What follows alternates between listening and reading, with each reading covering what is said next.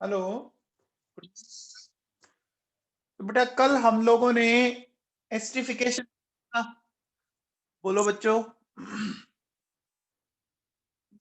मैंने पढ़ाया था आपको। इसकी मैकेनिज्म मैंने एक्सप्लेन कर दी थी आप लोगों को, अगर याद हो तो। याद है बच्चों? ये मैंने आपको एक्सप्लेन कर दी थी, ठीक है। अब देखो बच्चों सुनो, अगर मुझे एक्सप्लेन करना है, ठीक है, ये मैंने कल बताया था आप लोगों को, बोलो। अरे एनसीईआरटी में भी बताया था, इसकी दे रखी है तो इसको तैयार कर लेना भैया, ठीक है ना। तो सुनो, अगर मुझे एस्ट्रिफिकेशन के लिए रिएक्टिविटी चेक करनी है ना, एस्ट्रिफिकेशन के लिए रिएक्टिविटी चेक करनी चाहिए, एसिड हो चाहे अल्कोहल हो, थोड़ा सा समझने की कोशिश करो। देखो बच्चों, एक बात बताओ बच्चों कि ये जो COH ग्रुप है, दिख रहा है ना बच्चों, इस पर आपका बाद में कौन आके अटैक कर रहा था, याद करो बच्चों। एल्कोहल का मॉलिक्यूल आके अटैक कर रहा है ना, ये देखो, ये एल्कोहल का मॉलिक्यूल आके अटैक कर रहा है बच्चों। अब मुझे बताओ, एल्कोहल के मॉलिक्यूल को यहां पर अटैक करना है। अब सोचिए, अगर ये कार्बोक्सिलिक ग्रुप किसी बड़े ग्रुप क्राउडेड हो गया तो क्या इस पर अटैक इजीली होगा? बताओ बच्चों, क्या इस पर अटैक इजीली होगा क्या? जैसे अगर मैं देखूं ये वाला ग्रुप, ठीक है बच्चों, फिर यहां पर, फिर यहां पर, है ना, आपको दिख रहा है बच्चों ये। तो आप क्या देख रहे हो कि जैसे जैसे इस कार्बोक्सिलिक ग्रुप से जुड़े हुए ग्रुप का साइज बड़ा, एल्कोहल को अटैक करने में मुश्किल होगी ना।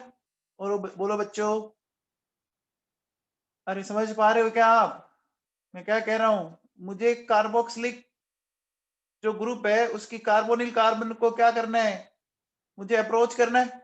समझ पा रहे हो मेरी बात? तो मुझे बताओ, कौन से कार्बोक्सिलिक एसिड में सबसे कम स्टेरिक हिंड्रेंस है? कौन से कार्बोक्सिलिक एसिड में सबसे कम है? फर्स्ट में ना। तो बोलो बच्चों, ये मैक्सिमम रिएक्टिव है,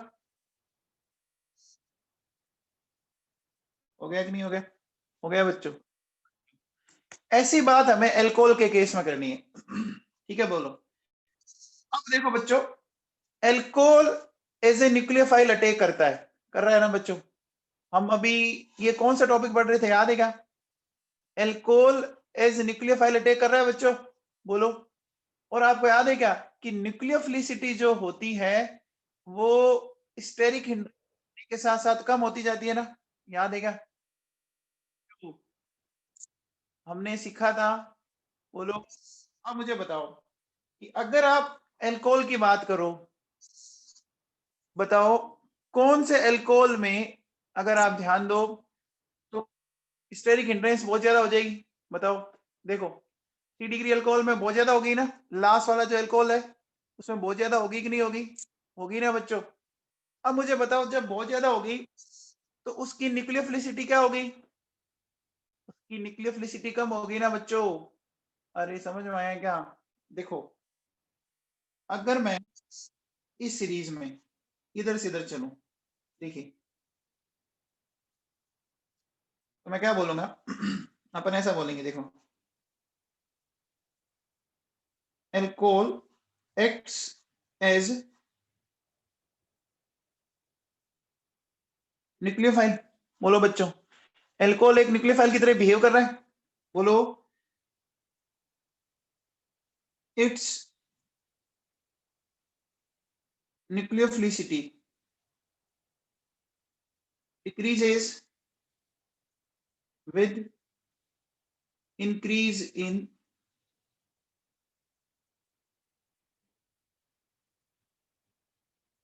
steric crowding। बोलो, क्या ये बात सही है? मैंने न्यूक्लियोफिलिसिटी पढ़ाई पढ़ाई थी बच्चों, याद है? आपको याद है, दो चीजें बताई थी, एक मैंने बताई थी न्यूक्लियोफिलिसिटी, एक मैंने पढ़ाई थी बेसिसिटी, याद? तो जितनी ज्यादा आपकी स्टेरिक हिंड्रेंस होगी, है ना, तो वहां पर क्या होगा कि वो उस कार्बन को अप्रोच नहीं कर पाएगा। दिव्यांशी तोमर, तूने न्यूक्लियोफिलिसिटी पढ़ी क्या है? दिव्यांशी तोमर, तो फिर मैंने बोला था बेसिसिटी स्टेरिक हिंड्रेंस पे डिपेंड नहीं करता, न्यूक्लियोफिलिसिटी तो करता है ना। कहीं मैंने पढ़ाया नहीं?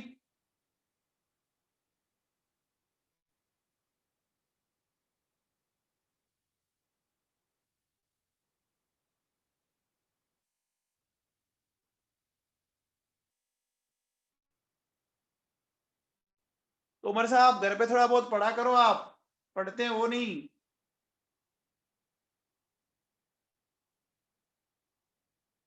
ये दिख रहा है तोमर?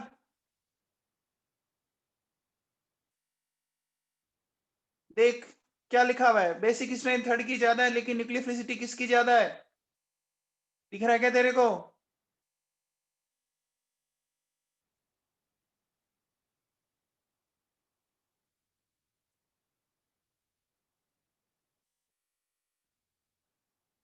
हाँ भैया। तो अब समझ में आ गया कि alcohol acts as nucleophile, its nucleophilicity decreases with increase in steric crowding. समझ में आ गया? तो बोलो बच्चों, रिएक्टिविटी का ऑर्डर ये आ जाएगा क्या? आ जाएगा बच्चों, इनकी रिएक्टिविटी का ऑर्डर ये आ जाएगा। तो बोलो बच्चों, एस्ट्रिफिकेशन समझ में आ गया? एस्ट्रिफिकेशन समझ में आ गया? और जो 12th के बच्चे हैं वो इसको ढंग से तैयार कर ले, क्योंकि एनसीईआर की मैकेनिज्म दी हुई है। तो अगर इसकी मैकेनिज्म दी हुई है तो बच्चों आपको पता है पूछता है, फिर वो पता है, अगर मैकेनिज्म दे रखी है तो वो पूछता है, इसलिए आप तैयार कर ले, कोई दिक्कत तो नहीं। ये जो मैंने इसमें थ्योरी लिख रखी है वो सारी वही थ्योरी है जो एनसीईआरटी में लिखी हुई है।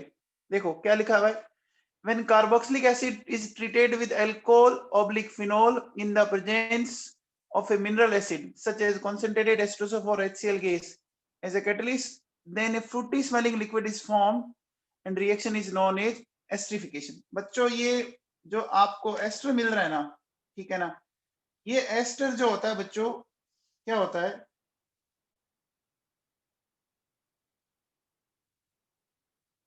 ये बच्चों फ्रूटी स्मेलिंग लिक्विड है, इसमें ना फ्रूट्स जैसी स्मेल आती है, ठीक है ना। अब देखो बच्चों ये क्या कहता है, it is acyl nucleophilic substitution, ये लिखा हुआ बच्चों, ये मैंने कल आपको एनसीईआरटी में भी लाइन पढ़ाई थी आप लोगों को, ये एनसीईआरटी की लाइन है, देखो है बच्चों एसाइल न्यूक्लियोफिलिक सब्स्टिट्यूशन। सबसे पहले क्या होता है बच्चों, protonation of carbonyl oxygen activates the carbonyl group towards nucleophilic addition. याद करो क्या हुआ कि जैसे ही इस ऑक्सीजन पर हमने क्या किया, H प्लस को जोड़ा, ऑक्सीजन पे आ गया पॉजिटिव चार्ज, ऑक्सीजन पे पॉजिटिव चार्ज आते ही ऑक्सीजन को आएगा गुस्सा, वो क्या करेगा, पाई बॉन्ड के इलेक्ट्रॉन को खींचेगा, पाई बॉन्ड के इलेक्ट्रॉन को खींचते ही बोलो कार्बन की भूख बढ़ेगी क्या? कार्बन की भूख बढ़ेगी। और हमें क्या करना था, बोलो बच्चों भूख की तो बढ़ानी थी, कल हमने यही तो सीखा था। तो जैसे ही इसकी भूख बढ़ी, बोलो अल्कोहल के मॉलिक्यूल अटैक किया और एक टेट्राहेड्रल इंटरमीडिएट बन गया, और इस टेट्राहेड्रल इंटरमीडिएट में क्या होता है, इंट्रामोलिकुलर प्रोटॉन ट्रांसफर हुआ। वहां बच्चों यहाँ देखो बच्चों सुनो, फिर क्या कहता है, protonation of the carbonyl oxygen activates the carbonyl group towards nucleophilic addition of the alcohol, है ना, resulting in the formation of tetrahedral intermediate. Now intramolecular proton transfer occurs which converts the hydroxyl group into OH2 group। याद करो ये NCERT की line ही है बच्चों। अब आपको पता है ये एक बहुत ही अच्छा लिविंग ग्रुप बन गया ना, अरे बन गया बच्चों, ये वाटर के मॉलिक्यूल के फॉर्म में बाहर निकल जाएगा, है ना। और फिर क्या होता है बच्चों, एक बार बताऊं, कार्बन और ऑक्सीजन दोनों कार्बन और ऑक्सीजन दोनों कौन सी पीरियड के एलिमेंट है बताओ? सेकंड है। तो सेकंड पीरियड के एलिमेंट की पाई बॉन्ड बनाने की टेंडेंसी होती है कि नहीं होती? सेकंड पीरियड एलिमेंट की पाई बॉन्ड बनाने की टेंडेंसी होती है। तो देखो यहाँ पे क्या हुआ, एक पाई बॉन्ड बन जाता है, simultaneously pi bond is formed between carbon and OH group, and finally positive charge oxygen releases a proton to give the ester, है ना बच्चों। तो ये मैंने कल आपको पढ़ाई भी थी। एक देखो एक जगह ये और है आपके,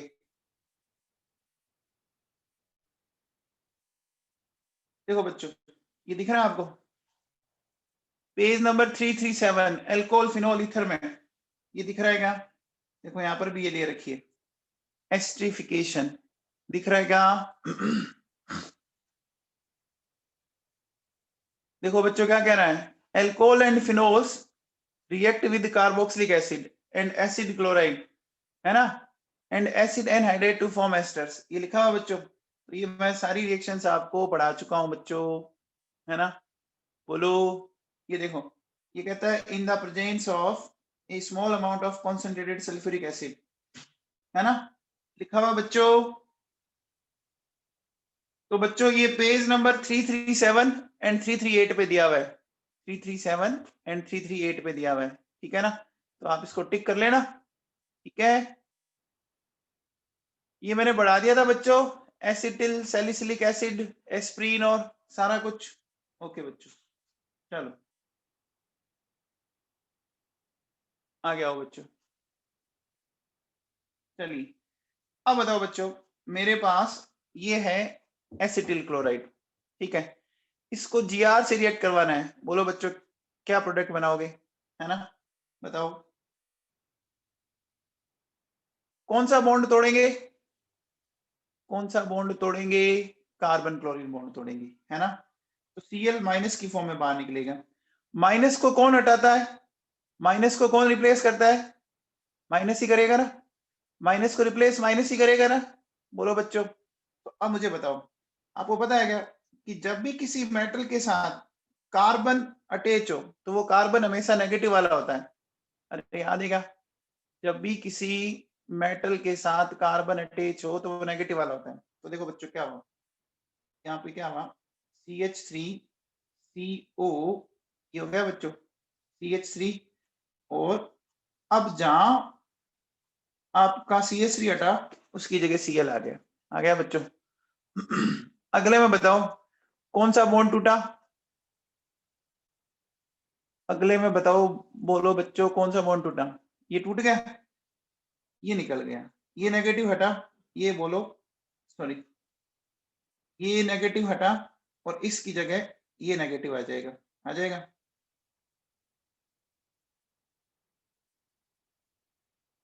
और आपको क्या मिल गया, देखो ये मिल गया OC2H5Mg। क्या समझ में आया, बोलो बच्चों, आ गया। चलो बच्चों अब अपन आगे चलते हैं बच्चों, ठीक है ना। अब मैं जो टॉपिक ले रहा हूं वो है एरोमेटिक न्यूक्लियोफिलिक सब्स्टिट्यूशन, है ना। एरोमेटिक न्यूक्लियोफिलिक सब्स्टिट्यूशन बच्चों आपके सिलेबस में है, एनसीईआरटी में दिया हुआ है, इसलिए थोड़ा ध्यान से पढ़े। देखो बोलो, इसका मतलब समझ में आ रहा है, एरोमेटिक न्यूक्लियोफिलिक सब्स्टिट्यूशन का मतलब देखो, हमें जो सब्स्टिट्यूशन करवाना है वो कैसे कंपाउंड में करवाना है, एरोमेटिक एलिफेटिक, बोलो बच्चों, एरोमेटिक में कराना है। अच्छा सब्स्टिट्यूशन किससे करवाना है, सब्स्टिट्यूशन करवाना है किससे, न्यूक्लियोफाइल से करवाना है, समझ में आ गया बच्चों, है ना। अगर इलेक्ट्रोफाइल से करवाते तो उसको इलेक्ट्रोफाइल इलेक्ट्रोफिलिक सब्स्टिट्यूशन कहते, ठीक है। तो इसको अपन शॉर्ट फॉर्म में लिखेंगे बच्चों ARSN, ठीक है। अब देखो बच्चों ये दो टाइप का होता है, ये क्या होता है, ये दो टाइप का होता है बच्चों, है ना। अब देखो बच्चों आपको याद है क्या, अगर आपका एक मॉलिक्यूल पार्टिसिपेट करे तो उसको बोलते हैं यूनिमोलिकुलर, बोलते हैं क्या बच्चों, बोलो, उसको अपन बोलते हैं यूनिमोलिकुलर, या अपन ऐसा कह सकते हैं कि उसकी मॉलिक्यूलरिटी कितनी हो गई, उसकी मॉलिक्यूलरिटी 1 होगी क्या, बोलो बच्चों। और अगर दो मॉलिक्यूल पार्टिसिपेट करे तो, बोलो बच्चों, अगर दो मॉलिक्यूल पार्टिसिपेट करे तो बाई मॉलिक्यूलर। अभी बच्चों हमें यूनिमोलिकुलर पढ़ना है, यानी देखो बेटा मैंने ऊपर 1 लगा रखा है, समझ में आ गया, अरे बोलो बच्चों समझ में आ गया। रेट डिटरमाइनिंग स्टेप में अगर एक ही मॉलिक्यूल पार्टिसिपेट कर रहा है तो उसका ऑर्डर 1 आएगा ना, बोलो बच्चों। अगर आरडीएस में रेट डिटरमाइनिंग स्टेप में एक ही मॉलिक्यूल पार्टिसिपेट करता है, देखो समझ में आ गया बच्चों, मैंने क्या लिखा, एरोमेटिक यूनिमोलिकुलर न्यूक्लियोफिलिक सब्स्टिट्यूशन। अब देखो बच्चों क्या है खास बात, ये किसकी कैरेक्टरिस्टिक प्रॉपर्टी है बच्चों, बेंजीन डाइएजोनियम सोल्ट, ये बड़ा इंपॉर्टेंट है, बेंजीन डाइएजोनियम। देखो बच्चों नाम से समझो, ये बेंजीन है, बेंजीन तो समझते हो, डाई का मतलब दो। अच्छा आपको पता है क्या बच्चों, एजो किसको बोलते हैं, एजो वर्ड किसके लिए लगाते हैं, नाइट्रोजन के लिए, ठीक है। और ईएम आने का मतलब क्या हुआ, जैसे ही उसके ऊपर ईएम आया इसका मतलब कौन सा चार्ज हुआ, पॉजिटिव, ठीक है। और अगर वो सोल्ट है, सोल्ट का मतलब समझते हैं क्या बच्चों, सोल्ट का लिटरली मीनिंग क्या होता है, एक प्लस और एक माइनस, यही होता है ना। अरे बच्चों सोल्ट का लिटरली मीनिंग यही होता है ना, एक प्लस एक माइनस। NaCl है, Na प्लस Cl माइनस होता है बच्चों। अब देखो अगर आप इसका जनरल फॉर्मूला लिखते हो तो ये हो गया बच्चों Ar, है ना, ये N2 प्लस और X माइनस। क्या आपको प्लस और माइनस दिख रहे हैं इसमें? क्या आपको इसमें प्लस और माइनस दिख रहे हैं? इसका मतलब ये सोल्ट तो है। समझ में आ गया बच्चों, ये सोल्ट तो है। अब देखो बच्चों इसमें Ar का मतलब है ये बेंजीन रिंग है, Ar तो बेंजीन रिंग है, और N2 प्लस जो है वो है डाइएजोनियम ग्रुप। अब अगर ये EM है इसका मतलब पॉजिटिव चार्ज है बच्चों। पॉजिटिव चार्ज को न्यूट्रलाइज करने के लिए क्या मुझे नेगेटिव चार्ज चाहिएगा? पॉजिटिव चार्ज को न्यूट्रलाइज करने के लिए क्या मुझे नेगेटिव चार्ज चाहिएगा? तो नेगेटिव चार्ज है।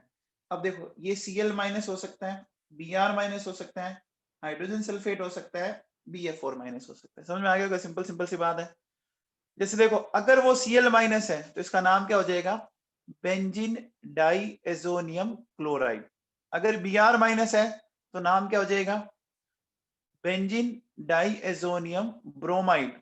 अगर वो HSO4 माइनस है तो नाम क्या हो जाएगा? Benzene diazonium hydrogen sulphate. और अगर वो BF4 माइनस है तो क्या नाम हो जाएगा? Benzene diazonium fluoroborate. क्या समझ में आया? बोलो बच्चों। अब देखो बच्चों, अब इसको बनाते कैसे हैं ये बड़ा इंपॉर्टेंट है, प्रिपरेशन ऑफ BDC।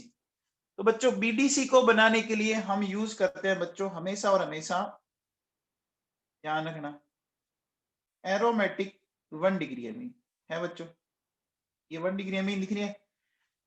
इसको हमने ट्रीट किया बच्चों HNO2 प्लस HCl के साथ। देखो बच्चों ये कौन सा मॉलिक्यूल है? HNO2, और ये दिख ही रहा। अब देखो हुआ क्या, यहां से एक वाटर का मॉलिक्यूल ये निकला और एक वाटर का मॉलिक्यूल ये निकला। निकल गया बच्चों? बोलो। ये निकल गया और निकलते ही देखो हमें ये मिला, मिल गया बच्चों। अब देखो ये मैंने बना दिया बच्चों। अब ये बनता कैसे है इसकी पूरी मैकेनिज्म मैं आपको एक्सप्लेन कर देता हूँ, इसकी पूरी मैकेनिज्म मैं आपको समझा देता हूँ, ठीक है ना। देखो बच्चों होता क्या है, ध्यान देना। हुआ क्या, सबसे पहले हमारे पास ये एनिलीन है। क्या एनिलीन एक प्राइमरी अमीन है बच्चों? एनिलीन एक प्राइमरी अमीन है। अब देखो बच्चों हुआ क्या, सबसे पहले यहां पर इसने रिएक्ट किया HNO2 के साथ, ये निकल गया बच्चों, वाटर का मॉलिक्यूल निकल गया। वाटर का मॉलिक्यूल निकलते ही देखो बच्चों हमें ये मिल गया, मिल गया। अब मुझे एक चीज बताओ बच्चों, ये जो मुझे मिला इस पर अगर मैं क्या करूं, H प्लस का अटैक करूं, ये H प्लस कहां से आएगा? H प्लस कहां से आएगा बच्चों? HCl से आया ना। अब देखो ये इस ऑक्सीजन के ऊपर अटैक कर दे, कर सकता है बच्चों? कर सकता है। अगर इसने अटैक किया तो बोलो बच्चों, अटैक करते ही ध्यान दीजिए क्या मिल गया?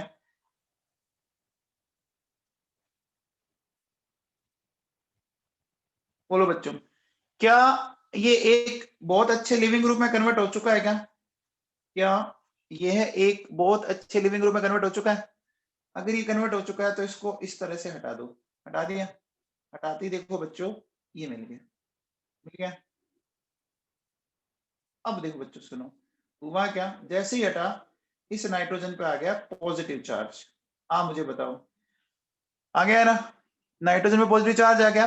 अब देखो जिस नाइट्रोजन पर बच्चों पॉजिटिव चार्ज है उसका ऑक्टेट कंप्लीट नहीं है ना। जिस नाइट्रोजन पे पॉजिटिव चार्ज उसका ऑक्टेट कंप्लीट नहीं है ना। कितने इलेक्ट्रॉन है के पास? देखो बच्चों 6 इलेक्ट्रॉन है ना। तो क्या हो सकता है कि ये लोन पे अगर इधर आ जाए, ये लोन पे अगर इधर आ जाए, है ना, तो आप मुझे बताओ इनके बीच में एक और बॉन्ड बन गया, बन गया बच्चों। अब मुझे बताओ जब नाइट्रोजन 4 बॉन्ड बनाता है तो उस पर कौन सा चार्ज होता है बताओ? जब नाइट्रोजन 4 बॉन्ड बनाता है, अमोनियम आयन में 4 बनाता है, तो इस पे देखो पॉजिटिव चार्ज आ गया। और जैसे इस पे पॉजिटिव चार्ज आया तो अब बोलो जो HCl से यहाँ Cl माइनस निकला हुआ था वो इसका वेट कर रहा था और वो इसके साथ आके चिपक गया। हो गया बच्चों? तो क्या आपको समझ में आया? अरे ये रिएक्शन समझ में आ गई क्या? बोलो बच्चों, आ गया समझ में? सबको क्लियर है? बेंजीन डाइएजोनियम क्लोराइड जो मैंने बनाया सबको समझ में आ गया? आ गया बच्चों? अब देखो बेटा सुनो, अब इसकी एक मैकेनिज्म हो सकता है आपको ये भी मिल जाए, है ना? देखो कैसे, यहाँ पर क्या होता है कि जैसे देखो हमारे पास ये है, ये HNO2 है बच्चों, है ना? ये HCl है। ये क्या करता है बच्चों, ये यहाँ पर ऑक्सीजन है, तो ये H प्लस दे सकता है बच्चों, और इस पे आ गया पॉजिटिव चार्ज, आ गया। अब बताओ ऑक्सीजन पे पॉजिटिव चार्ज क्या होगा? ऑक्सीजन पे पॉजिटिव चार्ज क्या होगा बच्चों? अनस्टेबल। यहाँ से ये खींच लेगा, खींचते देखो बच्चों ये हो गया H2O, और ये मुझे मिल गया NO प्लस। इसको क्या बोलते हैं बच्चों, पता है क्या? इसको बोलते हैं नाइट्रोसोनियम आयन।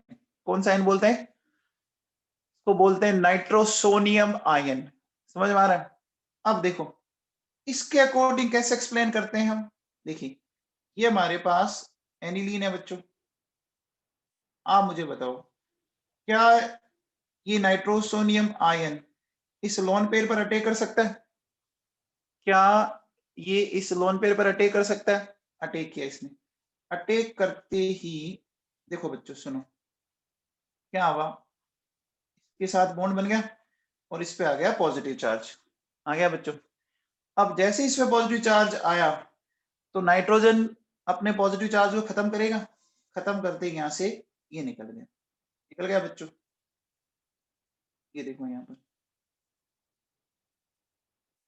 हो गया बच्चों। अब मुझे बताओ नाइट्रोजन नाइट्रोजन के बीच में मल्टीपल बॉन्ड बनाने की टेंडेंसी बहुत ज्यादा होती है ना? बोलो बच्चों, नाइट्रोजन की आपस में मल्टीपल बॉन्ड बनाने की टेंडेंसी बहुत ज्यादा होती है, तो क्या होगा देखो बच्चों, ये नाइट्रोजन का लोन पेयर है, तो ये इधर शिफ्ट हुआ, जैसे इधर शिफ्ट हुआ ये बॉन्ड इधर शिफ्ट हो सकता है ना बच्चों? तो जैसे ये बॉन्ड इधर शिफ्ट हुआ देखो क्या हो गया, यहाँ बॉन्ड बन गया और ये हो गया ऑक्सीजन नेगेटिव। अब मुझे बताओ जैसे ही ऑक्सीजन नेगेटिव हुआ, आप मुझे बताओ नाइट्रोजन पॉजिटिव भी तो है ना? अरे नाइट्रोजन पॉजिटिव भी तो है ना? बोलो बच्चों, अब नाइट्रोजन पॉजिटिव को सहन करेगा? नाइट्रोजन पॉजिटिव को सहन करेगा क्या? नहीं करेगा, तो ये इसको खींचेगा, तो यहां से जो H निकलेगा वो इसके पास पहुंच सकता है क्या? और जैसे ही वो इसके पास पहुंच गया देखो बच्चों हमें ये मिल गया क्या? फिर देखो फिर नाइट्रोजन पे लोन पेयर जनरेट हुआ बच्चों। अब मुझे एक बात बताओ बच्चों, अब मैं क्या कह सकता हूं कि नेक्स्ट टाइम में जो H प्लस आएगा वो इस पर अटैक कर सकता है, करेगा बच्चों? अटैक करते ही यहां से देखो क्या निकल जाएगा H2O, और H2O निकलने के बाद आपको इस नाइट्रोजन में मिल जाएगा प्लस, और ये लोन पेयर इधर शिफ्ट होगा और इधर शिफ्ट होके ये इस तरह से। तो देखो मैंने आपको दोनों तरीके से बता दी इसकी मैकेनिज्म, है ना? आगे बात सुने बच्चों, ऊपर वाला भी मैंने बता दिया आपको सीधा रिएक्ट करवा के, और नाइट्रोसोनियम आयन बना के भी बता दिया, आ गया समझ में? बोलो बच्चों, अब जो आपकी इच्छा है वो आप तैयार कर सकते हो। वैसे देखो एग्जाम पॉइंट ऑफ व्यू में इस रिएक्शन की मैकेनिज्म का कोई इंपॉर्टेंस नहीं है, ठीक है ना? एग्जाम पॉइंट ऑफ व्यू से इस रिएक्शन की मैकेनिज्म का कोई इंपॉर्टेंस नहीं है, आपको तो बस इसका ये टेम्परेचर अच्छे से याद कर लेना है। कितना है टेम्परेचर बताओ? पीडीसी का टेम्परेचर कितना है? 2 to 5 डिग्री सेल्सियस, ये अच्छे से याद कर लेना, मैकेनिज्म आप आराम से छोड़ सकते हैं, ठीक है? चलो देखो अब इसमें क्या लिखा हुआ है, जो पॉइंट्स मैंने अभी एक्सप्लेन किए वो लिखे हुए हैं। क्या लिखा हुआ है कि जब भी हमें एरोमेटिक प्राइमरी अमीन को हम रिएक्ट करवाते हैं NaNO2 and HCl के साथ बहुत ही लो टेम्परेचर पर 0 to 5 डिग्री सेल्सियस, तो आपका बेंजीन डाइएजोनियम क्लोराइड बनता है। अब आप कहोगे सर अभी तो आपने थोड़ी देर पहले बोला था कि आपने HNO2 और HCl यूज किया, और आपने तो यहाँ पे तो NaNO2 प्लस HCl लिख दिया, ऐसा क्यों किया बताओ? ये बात हमें समझ में नहीं आई। तो देखो बच्चों अब समझाता हूं मैं। बच्चों HNO2 जो होता है ना वो अनस्टेबल है ना? तो जो अनस्टेबल होता है इसका मतलब तो बहुत जल्दी टूट जाएगा ना, टूट जाएगा ना बच्चों, बोलो। अरे बहुत जल्दी टूट जाएगा। तो हम क्या करते हैं कि हम उसको उसी टाइम बनाएंगे जिस टाइम हमें रिक्वायरमेंट होगी। समझ में आ गया? हम उसको उसी टाइम बनाएंगे जिस टाइम हमें रिक्वायरमेंट होती है। जैसे कई चीजें ऐसी होती है ना कि वो ज्यादा चलती नहीं है ना। कुछ मिठाइयां ऐसी बनती है बच्चों, उनको सेम डे कंज्यूम करना पड़ता है। लिखा होता है ना मिठाई के बॉक्स पे कि इनको सेम डे कंज्यूम कर ले आप। अरे लिखा होता है बच्चों, क्यों? क्योंकि वो ज्यादा स्टेबल होती नहीं है, वो ज्यादा चलती नहीं है। तो अब देखो बच्चों, वही पिक्चर इसके साथ है। तो हम क्या करते हैं, NaNO2 और HCl लिया, ठीक है, और इन दोनों ने आपस में रिएक्शन की और बन गया NaCl और HNO2। तो बच्चों ये 12th में एक बार पूछा हुआ क्वेश्चन है ना, कि भैया जब हम BDC बनाते हैं तो हम HNO2 को at the same time of reaction he generate करते हैं, ऐसा क्यों? समझ में आ गया? बोलो बच्चों, समझ में आ गया? क्योंकि अनस्टेबल है इसलिए बना के आप रख नहीं सकते, क्योंकि टूट जाएगा। अब देखो बच्चों सुनो, ये BDC कंपाउंड है, ये कलरलेस होता है, क्रिस्टलाइन सॉलिड है। हो सकता है ना बच्चों सॉलिड, क्योंकि बच्चों इसमें आयंस है। अरे सॉलिड हो सकता है, आयंस है। अच्छा, ये सोल्यूबल इन वाटर होता है, लेकिन बच्चों ये क्या होता है, ये अनस्टेबल कंपाउंड है। बच्चों एक बात बता सकते हैं अनस्टेबल कंपाउंड क्यों है? बताओ, थोड़ा सा दिमाग लगाओ, ये अनस्टेबल कंपाउंड क्यों है? बच्चों आपको इसमें नाइट्रोजन दिख रही है क्या? N2 दिख रहा है? दिख रहा है बच्चों? N2 दिख रहा है। एक तो देखो नाइट्रोजन में पॉजिटिव चार्ज है, दूसरा आपको पता होगा कि नाइट्रोजन एक बहुत ही स्टेबल कंपाउंड है कि नहीं है? नाइट्रोजन एक बहुत ही स्टेबल कंपाउंड है कि नहीं है? आपको पता होगा बच्चों, अपनी स्टेबिलिटी के कारण आपने देखा होगा कि रूम टेम्परेचर पर नाइट्रोजन रिएक्शन नहीं करता। ऐसा आपने पी ब्लॉक में पढ़ा था बच्चों।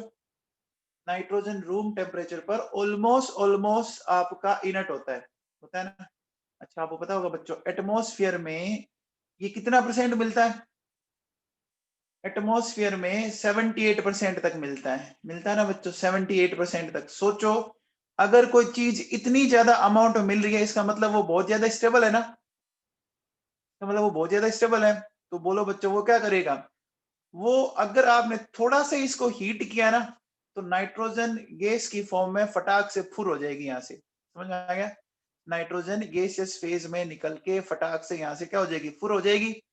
क्योंकि N2 एक बहुत ही अच्छा स्टेबल कंपाउंड है। क्या मेरी बात समझ में आई बच्चों? समझ में आई?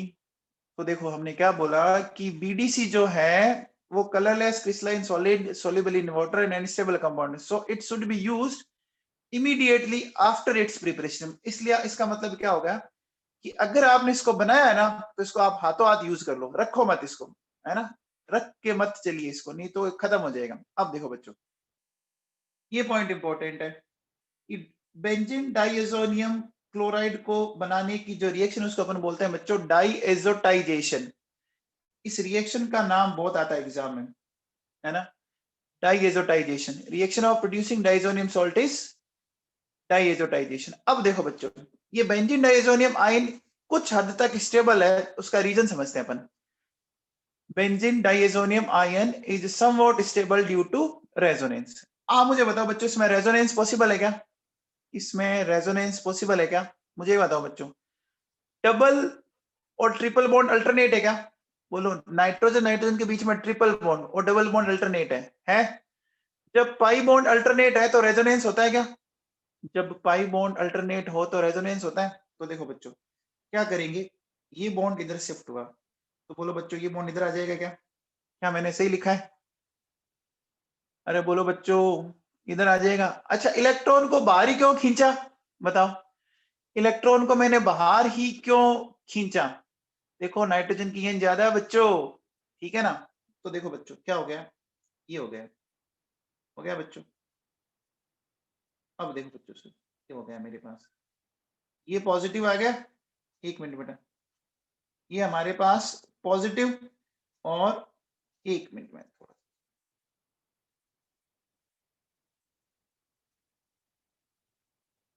देखो यहां से हमने क्या किया, ये बॉन्ड इधर शिफ्ट किया,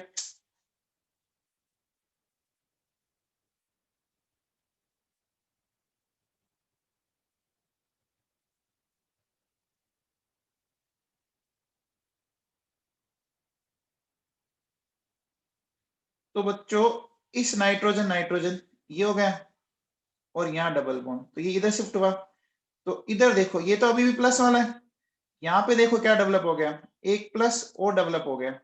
तो ओवरऑल चार्ज अभी भी बच्चों अगर आप ध्यान दो, ओवरऑल चार्ज अभी भी +1 है क्या? अरे बोलो बच्चों, ओवरऑल चार्ज अभी भी +1 है। ठीक है, अब देखो प्लस और डबल बॉन्ड अल्टरनेट है, तो ये यहाँ जा सकता है, ये अगर यहाँ जाएगा तो पॉजिटिव इधर शिफ्ट हो गया कि नहीं हो गया? हो गया बच्चों, ये देखो ये इधर शिफ्ट हो गया। अब जैसे ये इधर आएगा आएगा बच्चों, ये पॉजिटिव इधर शिफ्ट हो गया, हो गया बच्चों। अब देखो ये नेगेटिव जैसे इधर शिफ्ट हुआ, ये इधर आ जाएगा, ये देखो बच्चों, ये इस तरह की पिक्चर बनी। अब एक चीज समझना बच्चों, आपको ये पता करना है कि आपका रेजोनेंस सही है कि नहीं है, तो इसका एक बहुत सिंपल सा फंडा है। देखो फर्स्ट और लास्ट जो रिंग बन रही है ना, उसमें जो पाई बॉन्ड है ना, उसकी पोजीशन जस्ट अपोजिट होगी। देखो बच्चों, ये डबल बॉन्ड इस साइड है ना, ध्यान दीजिए, ये इस साइड आ गया है ना, ये इस साइड आ गया, आ गया कि नहीं आ गया बच्चों? आ गया। ये देखो यहाँ ये इस साइड था, ये देखो बच्चों ये इस साइड आ गया, आ गया। यहाँ ये इस साइड था, ये देखो ये इस साइड आ गया। अरे आ गया कि नहीं आ गया बच्चों? अगर आप पता करना है कि आपने रेजोनेंस सही किया है कि नहीं किया है ना, कई बच्चों ने अब भी सब्जेक्टिव पेपर में फर्स्ट और लास्ट स्ट्रक्चर एक जैसी बना के छोड़ दी, बॉन्ड की पोजीशन को वैसे ही रख दिया। बच्चों प्रैक्टिस करो तुम, है ना। अब आओ बच्चों देखो सुनो, अब हमें क्या करना है, हम पढ़ रहे हैं एग्जांपल्स ऑफ ArSN1 रिएक्शन, है ना। ArSN1 रिएक्शन के एग्जांपल बताता हूं। देखो मैंने ये लिखा है कि reaction in which nitrogen is replaced, मतलब हमें नाइट्रोजन को रिप्लेस करना है, ठीक है। अब देखो बच्चों ये BDC है, ठीक है। तो ये BDC जो है आपका आयोनाइज हुआ, Cl- निकल गया और ये बन गया डाइएजोनियम आयन, ठीक है। अब देखो बच्चों एक बात बताओ, अगर मैं इसको थोड़ा सा हीट करूं तो बोलो बच्चों ये नाइट्रोजन निकल सकती है? अगर मैं थोड़ा सा इसको हीट करूं तो ये नाइट्रोजन निकल सकती है? तो नाइट्रोजन क्यों निकल गई बच्चों बताओ? नाइट्रोजन क्यों निकल गई? क्योंकि ये बहुत ही स्टेबल कंपाउंड है, ये इस दुनिया का सबसे अच्छा निकलने वाला ग्रुप है, बेस्ट लिविंग ग्रुप बोला जाता है इसको, इजीली चला जाता है ये। तो बोलो बच्चों जब ये निकल गई, इस पे ये पॉजिटिव चार्ज आया कि नहीं आया? बोलो बच्चों, अरे आया, बोलो। और हमें कौन सा कार्बोकेटाइन मिल गया बच्चों? हमें कौन सा कार्बोकेटाइन मिल गया? देखो बच्चों फेनिल कार्बोकेटाइन मिल गया। देखो बहुत ही इसमें ना सरप्राइज वाली बात हो रही है। हमने अभी तक ये बोला था कि बच्चों फेनिल कार्बोकेटाइन जनरली बनता नहीं है, लेकिन हमने तो बना दिया ना। अरे बोलो बच्चों, फेनिल कार्बोकेटाइन अनस्टेबल होता है ना। फेनिल कार्बोकेटाइन बच्चों हम बार बार कहते हैं कि अनस्टेबल होता है, लेकिन हमने यहाँ फेनिल कार्बोकेटाइन बना दिया।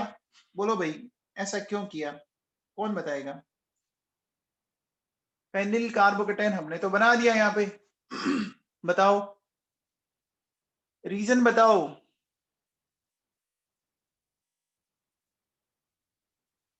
अरे रीजन बताओ, ये फेनिल कार्बोकेटाइन क्यों बन गया? पढ़ के तो बता दो यार, लिखा हुआ है ना आपके सामने, दिख रहा है ना। देखो बच्चों क्या, ओनली बेंजीन डाइएजोनियम सोल्ट है ना, वो फेनिल कार्बोकेटाइन बना सकते हैं पूरी ऑर्गेनिक केमिस्ट्री में। सिंगल रिएक्शन है जिसमें फेनिल कार्बोकेटाइन बनता है, मेरी बात को दिमाग में फिट कर लेना। क्यों? क्योंकि जो बच्चों नाइट्रोजन निकल रहा है ना, ये बहुत ही स्टेबल कंपाउंड है, इसका मतलब ये इस दुनिया का सबसे अच्छा लिविंग ग्रुप है। समझ में आ रहा है क्या? देखो बच्चों क्या लिखा हुआ है, only BDS can form phenyl carbocation because N2 is very good leaving group due to its stability. ये बात समझ आई? अरे बोलो बच्चों, आ गया समझ में? अब देखो बच्चों सुनो, अब क्या होगा, ये जो पॉजिटिव चार्ज वाला बना, इस पॉजिटिव चार्ज वाले पर क्या होगा बच्चों, न्यूक्लियोफाइल का टेक होगा, और न्यूक्लियोफाइल का टेक होकर ये NU बन जाएगा, मतलब ये कंपाउंड बन गया। समझ में आ गया? बोलो बच्चों, तो मुझे बताओ उस N2 को हटाया किसने? उस N2 को हटाया किसने? बोलो बच्चों, N2 को हटाया किसने? NU ने हटाया ना? अरे हटाया बच्चों, समझ में आ गया मामला? अरे N2 प्लस हटा तो हटते ही पॉजिटिव जनरेट हुआ, पॉजिटिव पे नेगेटिव आ गया ना बच्चों। ये इंपॉर्टेंट है, ध्यान रखना। पूरी ऑर्गेनिक केमिस्ट्री में फेनिल कार्बोकेटाइन सिर्फ एक ही जगह बनता है, ठीक है। अब देखो बच्चों, मान लो ये बीडीसी से फेनिल कार्बोकेटाइन बना हुआ है हमारा, ठीक है। ये बीडीसी है, इससे फेनिल कार्बोकेटाइन हमने बना रखा है। अब आपको इसमें न्यूक्लियोफाइल आइडेंटिफाई करना है। मुझे बताओ बच्चों, न्यूक्लियोफाइल मतलब नेगेटिव, तो बताओ CuCl और HCl में नेगेटिव चार्ज किस पर है? बताओ। Cl माइनस में ना, इससे Eg क्या होगा? तो देखो बच्चों, यहां से क्या मिल गया? हमें मिल गया बच्चों क्लोरोबेंजीन, मिल गया बच्चों, मिल गया क्लोरोबेंजीन। पक्का समझ में आ गया? अगले में आओ। अब बताओ अगले में कौन अटैक करेगा? ब्रोमोबेंजीन। देखो बच्चों, ये ब्रोमोबेंजीन बन जाएगा, बन जाएगा। अच्छा, अगले में कौन अटैक करेगा? साइनाइड। तो ये बन गया बच्चों साइनोबेंजीन। क्या ये समझ में आ गई? रिएक्शन आसान आसान है बच्चों। देखो यहाँ पे ये Cl है, यहाँ पे ये Br है, यहाँ पे ये Cn है, ये Cl है, ये Br है, ये। अब देखो बच्चों, अब इसमें क्या दिख रहा है कि अगर आप कॉपर के सोल्ट यूज ले रहे हो, है ना, तो इस रिएक्शन का नाम है बच्चों सेंड मियर रिएक्शन। इस रिएक्शन का नाम क्या है बच्चों? Send Mears reaction. और सिर्फ कॉपर ले रहे हो तो इसका नाम है गाटरमान रिएक्शन। ये देखो बच्चों, दिख रहा है क्या? बोलो बच्चों, ये सेंड मियर है। अब एक बात बताओ, ये जो CuCl है, क्या ये सोल्ट है? अरे CuCl सोल्ट है क्या? है ना? अच्छा, अगर ये सोल्ट है तो सोल्ट को यूज ले रहे हो ना, तो आप उस रिएक्शन को क्या नाम दे दोगे? सेंड मियर बोल दोगे। ऐसा याद रह जाएगा। अगर आपने एक सोल्ट को यूज लिया तो उस रिएक्शन का नाम सेंड मियर है, और सिर्फ कॉपर लिया तो इसका नाम है गाटरमान। समझ में आ गया क्या? अरे बोलो बच्चों। अब देखो बच्चों, अगर अगर आप परसेंटेज यील्ड की बात करो, तो परसेंटेज यील्ड बच्चों सेंड मियर रिएक्शन में, है ना, है ना, परसेंटेज यील्ड जो है वो सेंड में रिएक्शन में बहुत ज्यादा होती है गाटरमान रिएक्शन के कंपैरिजन में। ठीक है, सेंड में रिएक्शन की जो परसेंटेज यील्ड होती है वो गाटरमान रिएक्शन से बहुत ज्यादा होती है। ये मैं आपको एक क्वेश्चन देता हूं बच्चों, मुझे आप बताना कि ऐसा क्यों। सेंड में रिएक्शन में आपकी जो परसेंटेज यील्ड होती है वो गाटरमान से ज्यादा होती है, इसका रीजन आप बताओगे मुझे, ठीक है। तो बोलो बच्चों, हमने सारी हेलोबेंजीन बना दी। अब आओ बच्चों, देखो अब हम बात करते हैं नेक्स्ट में। बोलो बच्चों, ये Ki है, तो Ki में कौन अटैक करेगा? बोलो बच्चों, Ki में कौन अटैक करेगा? आई करेगा।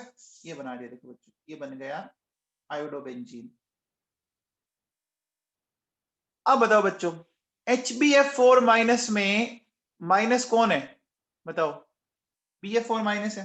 देखो बच्चों, ये पहले तो बन गया BF4 वाला, ठीक है, ये अटैक कर गया। लेकिन बच्चों ये क्या होता है, ये थोड़ा सा हीट करते ही ये टूट जाएगा बच्चों। कैसे टूट गया? से फ्लोरीन और ये BF3 जो है ना वो रिलीज हो गया।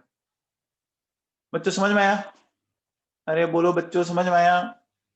आपको पता है क्या BF4 एग्जैक्टली होता क्या है? BF4 बनता कैसे है जानते हो क्या? BF4 बनता है BF3 प्लस F माइनस से बनता है ना। अरे BF3 की हाइब्रिडाइजेशन स्टेट क्या होती है बच्चों? बताओ। sp2 होती है ना। sp2 का मतलब इसके पास एक एमटीपी ऑर्बिटल पड़ा है, इसके पास एक एमटीपी ऑर्बिटल पड़ा है। sp2 में देखो बच्चों, आपने ऐसे किया, ये ठीक है ना। ये तो आपके मान लीजिए 3 बनेंगे। 1 मिनट रुको, देखो आपने ये S लिया और ये P के 3 ले ली, ये sp2 आ गया मेरे पास, है ना, ये काम आ गया। अब बोलो बच्चों, ये खाली पड़ा है ना, तो उस खाली पड़े में कौन जुड़ा हुआ है? F माइनस जुड़ा हुआ है। तो हीट करते हुए अलग हो गया और ये F माइनस के फॉर्म में इसने अटैक कर दिया। समझ आ गया बच्चों? अब बताओ, अब मेरे पास है बच्चों CuNaNO2। अब बताओ किसको ऐड करूंगा? कौन सा आयन अटैच होगा? NO2 माइनस हो जाएगा बच्चों। ये देखो ये NO2 माइनस अटैच हो गया है क्या? अब बच्चों बताओ ये H2O है, तो H2O में किसको टेक करूंगा? बोलो बच्चों, नेगेटिव बताओ। OH माइनस है ना? अरे नेगेटिव OH माइनस है ना? और नहीं तो आप एक काम करो, आप चाहो तो पूरे वाटर के मॉलिक्यूल का एक बार अटैक करवा दो। करवा दिया? पूरे वाटर का मॉलिक्यूल का अटैक करवाने पर ऑक्सीजन पे आ गया positive charge. Oxygen positive charge क्या होगा? अनस्टेबल। और यहां से ये क्या हो जाएगा बच्चों? ये हो जाएगा। आ गया समझ में? बोलो बच्चों, समझ में आ गया? अब देखो बेटा सुनते हैं, ये समझना बच्चों, H3PO2 H2O, इस रिएक्शन को थोड़ा सा समझाने की कोशिश करता हूं। आप लोगों ने कभी पढ़ा क्या बच्चों, पी ब्लॉक में पढ़ा था क्या कि H3PO2 एक बहुत अच्छा रिड्यूसिंग एजेंट है क्या? H3PO2 एक बहुत अच्छा रिड्यूसिंग एजेंट है। देखो बच्चों कैसे, सुनो, हमारे पास ये वाली पिक्चर है बच्चों। अगर मैं इसको एक वाटर का मॉलिक्यूल दे दूं सपोज, तो ये क्या करेगा बच्चों, यहां से ऑक्सीजन इसने खुद ने ले ली बच्चों, और ये कन्वर्ट हो गया, देखो इस तरह से हो गया। और पीछे आपको दो नेसेंट हाइड्रोजन मिल गई कि नहीं मिल गई? मिल गई बच्चों, मिल गई। अरे बच्चों याद है क्या, ये पी ब्लॉक में पढ़ा था, हाइपोफॉस्फोरस एसिड फॉस्फोरस एसिड में कन्वर्ट हो गया बच्चों। अच्छा अब बताओ, अगर मैं जैसे ये एल्कोहल की बात करूं, ये एल्कोहल है मेरे पास, देखो आप बच्चों एक दिमाग में एक बात फिट करो, हमेशा दिमाग में बात फिट करो। कोई एटम है ना, अगर कोई एटम जिससे डायरेक्टली ऑक्सीजन अटैच हो, सुनना मेरी बात, कोई एटम जिससे डायरेक्टली ऑक्सीजन अटैच हो, कोई एटम जिससे डायरेक्टली ऑक्सीजन अटैच हो, ठीक है ना, उस एटम पर अगर फ्री हाइड्रोजन पड़ी हो, यानी बिना ऑक्सीजन वाली हाइड्रोजन पड़ी हो, है ना, पड़ी हो ना, तो बच्चों क्या हो सकता है कि वो हाइड्रोजन वो ऑक्सीजन लेने की टेंडेंसी रखती है, वो हाइड्रोजन ऑक्सीजन को लेने की टेंडेंसी रखती है। बोलो बच्चों, अभी भी ये ऑक्सीजन ले सकता है ना?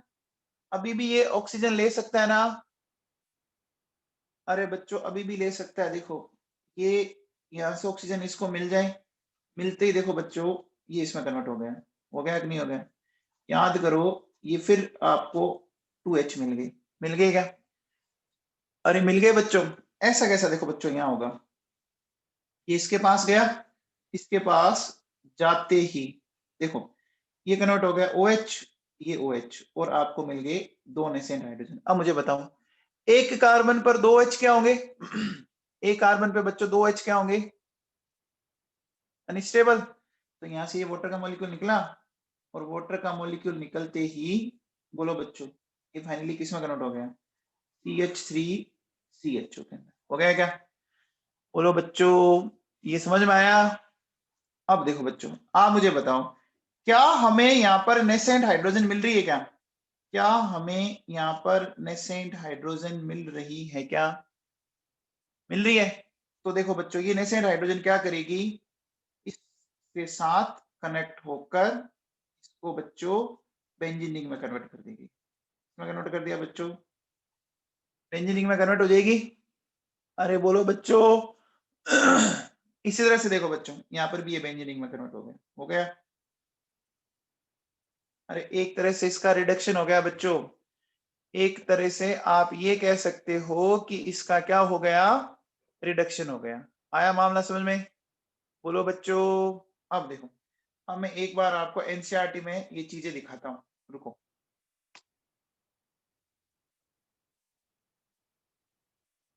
ये बच्चों एक पूरा टॉपिक है आपके, ये देखो बच्चों, ये दिख रहा है बच्चों, ये आपके हेडिंग डाली हुई है बच्चों, डाइएजोनियम सॉल्ट। ये देखिए आप पेज नंबर, आप आ जाओ 404 पर, आगे बच्चों दिख रहा है पेज नंबर, ये डाइएजोनियम सॉल्ट आ गया बच्चों समझ में? देखो ये दे रखा बच्चों, टिक कर लो, है ना। अब बच्चों देखो मैं इसको पढ़ के तो बताऊंगा नहीं, क्योंकि ये वही बातें हैं जो नोट्स में लिखी हुई है, जो मैं ऑलरेडी पढ़ के बता चुका हूं आपको, ठीक है ना। लिखा हुआ है बच्चों, चलिए आप पढ़ लेंगे अपना, आप खुद टिक कर लेंगे बच्चों, पढ़ लेंगे ना। अरे वही बातें लिखी हुई है जो मैंने नोट्स में लिखी हुई है, नोट्स में यही लाइनें लिखी हुई है। अच्छा, ये रेजोनेटिंग स्ट्रक्चर मैंने आपको समझा दी, ये रेजोनेटिंग स्ट्रक्चर मैंने आपको समझा दी बच्चों, समझा दी क्या? अच्छा, अब देखो ये method of preparation of diazonium salt, ये देखो बच्चों, ये दिख रहा है डाइएजोटाइजेशन, ये लिखा हुआ मिल रहा है बच्चों आपको, डाइएजोटाइजेशन दिख रहा है।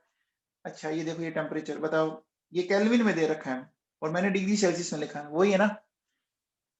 अरे बोलो बच्चों, है ना? अब देखो बच्चों, यहाँ देखो, due to its instability diazonium salt is not generally stored and is used immediately after preparation। बोलो बच्चों, है ना? ये लिखा हुआ है, लिखा था मैंने। अब देखो यहाँ पे एक लाइन और पढ़ो, nitrous acid is produced in the reaction mixture by the reaction of sodium nitrate with hydrochloric acid। बोलो बच्चों, ये भी लिखा था, नाइट्रस एसिड को भी हमें at the time of reaction he generate करना पड़ता है, ये रिएक्शंस में लिखा हुआ है। क्यों करना पड़ता है बच्चों बताओ, क्यों करना पड़ता है नाइट्रस एसिड को प्रोड्यूस? अनस्टेबल होते हैं। अब आ जाओ बच्चों, देखो ये इसकी फिजिकल प्रॉपर्टीज लिखी हुई है, colourless crystalline solid, it is readily soluble in water and stable in cold water, है ना? ये लिखा हुआ बच्चों लिखा हुआ है, अरे बोलो बच्चों लिखा हुआ है। अब देखो बच्चों, केमिकल प्रॉपर्टीज में आ जाओ, केमिकल रिएक्शंस में, क्या ये रिएक्शंस मैंने पढ़ा दी? Reactions involving displacement of nitrogen, बोलो बच्चों, डिस्प्लेसमेंट ऑफ नाइट्रोजन मैंने पढ़ा दी क्या? देखो बच्चों, यहाँ देखो, ये देखो, ये मैंने आपको अभी पढ़ाई थी थोड़ी देर पहले, सेंडमेयर रिएक्शन, याद करो, पढ़ाई थी सेंडमेयर। देखो सेंडमेयर रिएक्शन में इसने Cu2Cl2, Cu2Br2 और CuCl ये यूज नहीं है ना? अब देखो मैंने लिखा है CuCl और इसने लिख रखा है Cu2Cl2, कोई फर्क तो नहीं है ना? अरे एक ही बात है बच्चों, अरे एक ही बात है ना? अब आओ बच्चों, देखो क्या कहता है, Alternatively, chlorine or bromine can also be introduced in benzening by treating the diazonium salt solution with corresponding halogen acid in the presence of copper powder। सिर्फ कॉपर ले लो आप, है ना?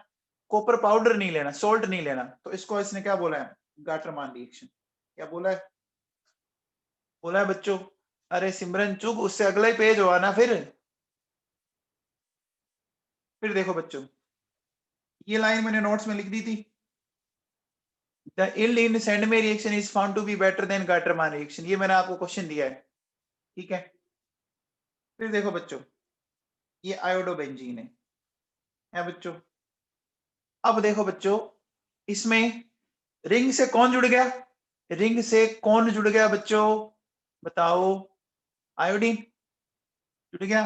तो देखो ये रिंग से आयोडीन जुड़ गया, जो Cl निकला वो K के साथ चला गया और ये N2 हो गया बच्चों। तो हमने Cl माइनस को पहली बार निकाल के रखा था, याद है क्या? अरे याद है। फिर देखो, फिर फ्लोराइड, फ्लोराइड आयन से हमने इसको रिप्लेस किया है। तो हमने लिया था बच्चों HbF4 को यूज लिया था बच्चों। तो यहां से देखो ये निकल जाएगा आपका HCl, ठीक है? और ये मिला, ये भी पढ़ा हमने, बोलो बच्चों। फिर देखो replacement of hydrogen, replacement sorry bye hydrogen, देखिए क्या कहता है, certain mild reducing agents like hypophosphorous acid. ये बच्चों कहां पढ़ते हो आप हाइपोफॉस्फोरस एसिड? अरे कहां पढ़ते हो, पी ब्लॉक में पढ़ा है बच्चों। अब देखो बच्चों क्या कहता है, फॉस्फोरस एसिड या phosphonic acid, ethanol reduce diazonium salt to arene and themselves get oxidized to phosphorus acid and ethanol, है ना? है बच्चों? अरे लिखा हुआ है, हमने फॉस्फोरस एसिड बनाया था, अभी हमने ये वाला यूज किया था, देखो H3PO2, इसमें एक वाटर का मॉलिक्यूल जोड़ के मैंने इसको कन्वर्ट किया H3PO3 और ये दो नेसेंट हाइड्रोजन बनाया था क्या? अरे बोलो बच्चों बनाया था ना? चलो ये देखो बच्चों, ये बड़ी रिएक्शन आपके सामने, ये पड़ी आपके सामने रिएक्शन, है ना बच्चों। तो इन दोनों की रिएक्शन से क्या बना था याद करो, इन दोनों की रिएक्शन से 2H बना था, एक H क्लोरीन के पास गया, एक रिंग के पास गया, तो देखो ArH नाइट्रोजन, H3PO3 और HCl, ये याद है क्या, अभी मैंने आपको बना के बताए हैं बच्चों। ठीक है, फिर आ जाओ, ये देखो बच्चों इथेनॉल, ये एसिटाल्डिहाइड HCl दे रखा है बच्चों, बोलो, अरे दिया हुआ है भाई लोगों। अब देखो बच्चों, हमें हाइड्रोक्सिल ग्रुप से इसको रिप्लेस करना है। तो देखो बच्चों सुनो, अगर आपने बीडीसी को कोल्ड वाटर में रखा ना, तब तक तो कोई दिक्कत नहीं, लेकिन अगर आप टेम्परेचर थोड़ा सा बढ़ा देंगे, है ना, तो फिर क्या होगा बच्चों, हाइड्रोलिसिस रिएक्शन होने लग जाएगी। तो फिर क्या होने लग जाएगी, हाइड्रोलिसिस रिएक्शन हो जाएगी, ठीक है ना। तो अब क्या होगा, यहाँ हाइड्रोलिसिस रिएक्शन हुई, if the temperature of the diazonium salt solution is allowed to rise up to 283 Kelvin, the salts get hydrolyzed to phenol, है ना। ये रिएक्शन लिखी थी हम लोगों ने बच्चों, लिखी थी क्या, अरे बच्चों ये लिखी है रिएक्शन अभी। फिर देखो बच्चों, हमने ये NaNO2 का यूज किया था, याद करो, यूज किया था NaNO2, बोलो बच्चों, और NO2 ग्रुप लगाया हमने। क्या ये सारी रिएक्शन आपको एनसीईआरटी में दी हुई है, क्या ये सारी रिएक्शन एनसीईआरटी में दी हुई है, दी हुई है बच्चों, मिल गया। अब जो टाइप बी की रिएक्शंस है वो अभी आपको डिस्कस करूंगा। अब देखो बच्चों सुनो, ये रिएक्शंस आपकी एक जगह और दे रखी है, देखो कहां पर दे रखी थी, एक जगह और है, ठीक है बच्चों, यहाँ पर, ये देखिए बच्चों,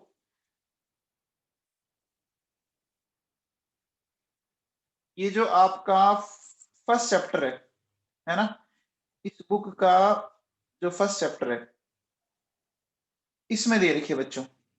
सबसे पहले बताओ बच्चों, क्या ये मैं पढ़ा चुका हूं क्या, अरे ये पढ़ा चुका हूं क्या, हाइड्रोकार्बन बाई इलेक्ट्रोफिलिक सब्स्टिट्यूशन, अरे टोलुइन का पढ़ाया ना बच्चों, पढ़ाया ना, है ना, टिक कर लेना भैया इसको, ठीक है ना। अब देखो बच्चों सुनो, फिर क्या कहते हैं, ये देखो बच्चों, ये दिख रहा है बच्चों, सेंड मी रिएक्शन, दिख रहा है बच्चों, सेंड मी रिएक्शन। फिर देखो बच्चों, ये देखो ये रिएक्शन दे रखी है आपकी, ठीक है, ये देखो यहाँ पे दे रखी है, तो ये पेज नंबर 296 पर है बच्चों, पेज नंबर 296 पर है। अरे बोलो बच्चों, दिख गया क्या, ये देखो ये रिएक्शन मैं पढ़ा चुका, ये रिएक्शन मैं पढ़ा चुका, पढ़ा दी ना, बोलो बच्चों। ये देखो बच्चों, ये बना रहा है ना, ये एनिलीन से इसने NaNO2 प्लस HX, तो बीडीसी बनाया है ना, अरे बोलो बच्चों, इसने बीडीसी बनाया है ना, आ गया समझ में। तो बच्चों ये टिक कर लिया आपने। अब देखो बच्चों सुनो, इसमें एक पॉइंट मैं आपसे डिस्कस कर लेता हूं, देखो इस ऊपर वाली रिएक्शन में, देखो ये लाइन समझ में आ रही है, the ortho and para isomers can be due to large difference in their melting point, है ना, ऑर्थो और पैरा आइसोमर्स के मेल्टिंग पॉइंट में बहुत ज्यादा डिफरेंस होगा, तो हम उनको आराम से सेपरेट कर लेंगे। अब मुझे बताओ, मेल्टिंग पॉइंट किसका ज्यादा होगा, ऑर्थो का ज्यादा होगा या पैरा का होगा, सोच के बताना बच्चों, ऑर्थो का ज्यादा होगा या पैरा का ज्यादा होगा, बच्चों पैरा का होगा, क्योंकि पैरा में सिमेट्री है, पैरा में सिमेट्री है, पैकिंग अच्छे से होगी। अब देखो बच्चों, अब इसमें एक बात समझो, ये लाइन इंपॉर्टेंट है, इस लाइन को थोड़ा सा समझने की कोशिश करना। देखो क्या, reaction with iodine are reversible in nature and require the presence of an oxidizing agent HNO3 or HIO4 to oxidize the HI formed during iodination, ठीक है। अब ये क्या कहना चाह रहा है वो मैं आपको समझाता हूँ। मुझे एक बात हो बच्चों, जैसे सपोज ये बेंजीन है बच्चों, इस बेंजीन का हमने बच्चों क्या किया, आयोडीनेशन किया, क्या बच्चों, तो आपको एक बात पता होगी, कि आपने जैसे यहाँ पे ये Fe सोल्ट कहाँ में ले लिया, ये मिला बच्चों हमें, ये मिल गया। साथ में बच्चों HI बनाना, बोलो बच्चों HI बनेगा। आप लोगों को अगर थोड़ा बहुत पी ब्लॉक का नॉलेज याद हो तो HI एक बहुत ही स्ट्रॉन्ग एसिड है। अरे बोलो बच्चों HI एक बहुत ही स्ट्रॉन्ग एसिड है। अच्छा, एज वेल एज HI क्या है, एक स्ट्रॉन्ग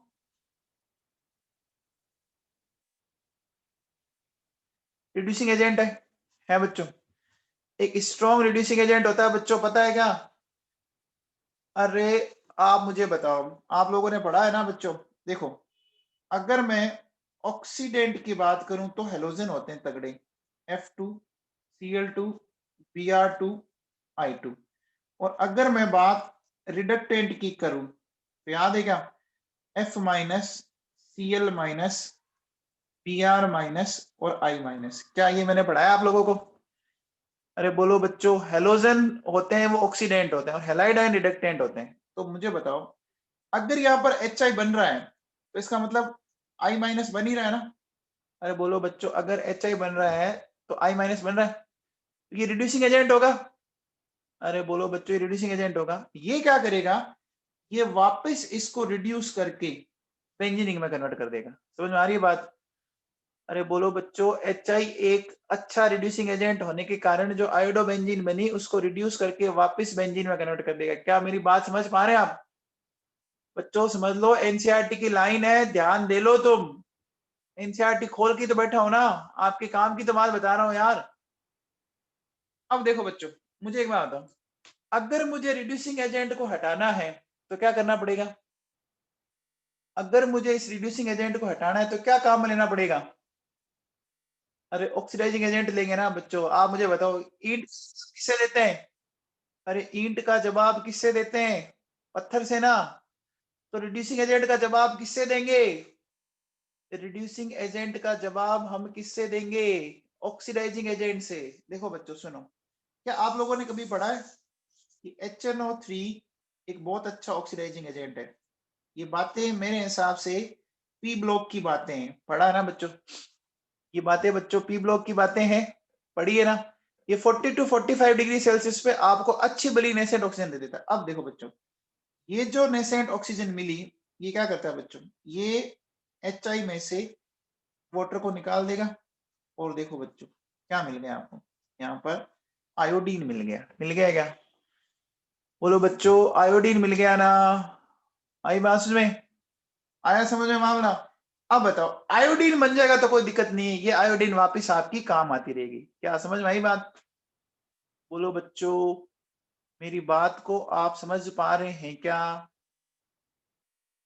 अगर आप आयोडीनेशन करते हो तो आयोडीनेशन में बच्चों HI बना, और वो जो HI है वो एक बहुत अच्छा रिड्यूसिंग एजेंट है ना? तो बहुत अच्छा रिड्यूसिंग एजेंट होने के कारण क्या करता है, वो रिएक्शन को बच्चों रिवर्सिबल कर देता है। ये देखो बच्चों, इसको ऐसे ध्यान दे लो, ये आयोडीन, आयोडीन यहाँ से HI बन गया, है ना? तो हमें इस स्ट्रॉन्ग रिड्यूसिंग एजेंट को हटाने के लिए हमें एक स्ट्रॉन्ग ऑक्सीडाइजिंग एजेंट काम में लेना पड़ेगा। तो देखो बच्चों लिखा हुआ है ना? Reaction with iodine are reversible in nature and require the presence of an oxidizing agent HNO3 HiO4। लिखा हुआ है क्या? अरे बोलो बच्चों, लिखा हुआ है ना? To oxidise the HI form during iodination, है बच्चों? ये पेज नंबर आपका है 296। इस 296 पे आपकी जो ये प्रिपरेशन ऑफ हेलोएरिन्स में फर्स्ट और सेकंड, ये दोनों मैंने आपको बता दिए बच्चों, ठीक है ना? ये दोनों मैंने आपको बता दिए, ठीक है? टिक कर लिया बच्चों? चलिए आगे, चलिए बच्चों, देखो नेक्स्ट देखो बच्चों, मैं एनसीईआरटी बार बार आपको ओपन करके बता रहा हूं, आप थोड़ा सा फोकस करें, आपके फायदे का ही सौदा है। दिख रहा है बच्चों? ये देखो, हमने H3PO2 को कन्वर्ट किया था H3PO3 के अंदर। अरे किया था ना बच्चों? बोलो। चलिए बच्चों, अब देखो बच्चों, अब यहाँ एक जो पॉइंट लिखा उस पॉइंट को समझ जाता हूं मैं आपको। समझिए इस पॉइंट को, क्या कहता है ये पॉइंट आपको, इसको समझते हैं। देखो बच्चों, BDC is stable in cold water but reacts with water when it is warmed, है ना। मैंने क्या बोला कि BDC जो है ना वो कोल्ड वाटर में तो स्टेबल है, लेकिन जैसे ही आप गर्म करोगे, बोलो बच्चों, ये इसके साथ रिएक्ट कर जाएगा और क्या हो जाएगा उसका, BDC का क्या हो जाएगा बच्चों, हाइड्रोलिसिस हो गया ना। अरे BDC का क्या हो जाएगा बच्चों, हाइड्रोलिसिस हो जाएगा। अब देखो बच्चों सुनो, एक ये पॉइंट आप देख लेना कि BDC जो है ना, BDC में अगर आपने BF4 माइनस आइन जोड़ रखा है, बेंजीन डाइएजोनियम फ्लोरोबोरेट, ये बच्चों वाटर में इनसोल्यूबल है, ये बच्चों वाटर में इनसोल्यूबल है, ठीक है। और ये रूम टेम्परेचर तक स्टेबल है ना, ये रूम टेम्परेचर तक भी स्टेबल है, ठीक है ना, है ना। तो इसका रीजन ये बताया जाता है कि यहाँ पर जो आयनों के बीच में जो अट्रैक्शन है ना वो बहुत ज्यादा है, ठीक है ना। आयंस के बीच में जो अट्रैक्शन है वो बहुत ज्यादा है, इसकी लेटिस एनर्जी अच्छी आ जाती है, ऐसा बोला जाता है, ठीक है ना। तो ये एक ध्यान रख लेना, एनसीईआरटी की लाइन बोली है मैंने, एनसीईआरटी की ही लाइन है। अब आओ बच्चों, अब देखो, अब अपन वो रिएक्शंस पढ़ेंगे जिसमें आपका डाइएजो ग्रुप को हम क्या करेंगे, reaction in which retention of diazo group observed और कपलिंग रिएक्शन। अभी जो हमने रिएक्शन पढ़ी थी बच्चों, उसमें हमने क्या किया था, हमने नाइट्रोजन को हटाया था ना। अरे हमने नाइट्रोजन को हटाया है ना, देखो हमने नाइट्रोजन को हटाया है। अब हम नाइट्रोजन को क्या करेंगे, रिटेन करेंगे, हम नाइट्रोजन को हटाएंगे नहीं। तो मुझे बताओ, अगर नाइट्रोजन को हटाना है तो रिएक्शन में हमें टेम्परेचर को क्या करना पड़ेगा, अगर हमें नाइट्रोजन को हटाना है तो रिएक्शन में टेम्परेचर को इंक्रीज करना पड़ेगा, बढ़ाना पड़ेगा। अब बताओ, अगर मुझे नाइट्रोजन को रिटेन करना है तो टेम्परेचर क्या करना पड़ेगा, बोलो, कम रखना पड़ेगा। ये बात समझ में आ गई, बोलो बच्चों, ये बात सबको समझ में आ गई। अब देखो बच्चों सुनो, क्या, जैसे देखो मैं आपको पहले ये दो रिएक्शन समझाता हूं, फिर अपन इसको आगे डिस्कस करेंगे। देखो बच्चों, ये BDC लिखा हुआ है, ये फिनोल है, और हमने इस रिएक्शन को बहुत ही लो टेम्परेचर पर कराया। तो देखो बच्चों, यहां से ये क्या हो गया, ये HCl निकल गया। निकलते देखो बच्चों क्या हुआ कि ये दोनों बेंजीन रिंग इस तरह से कनेक्ट हो गई।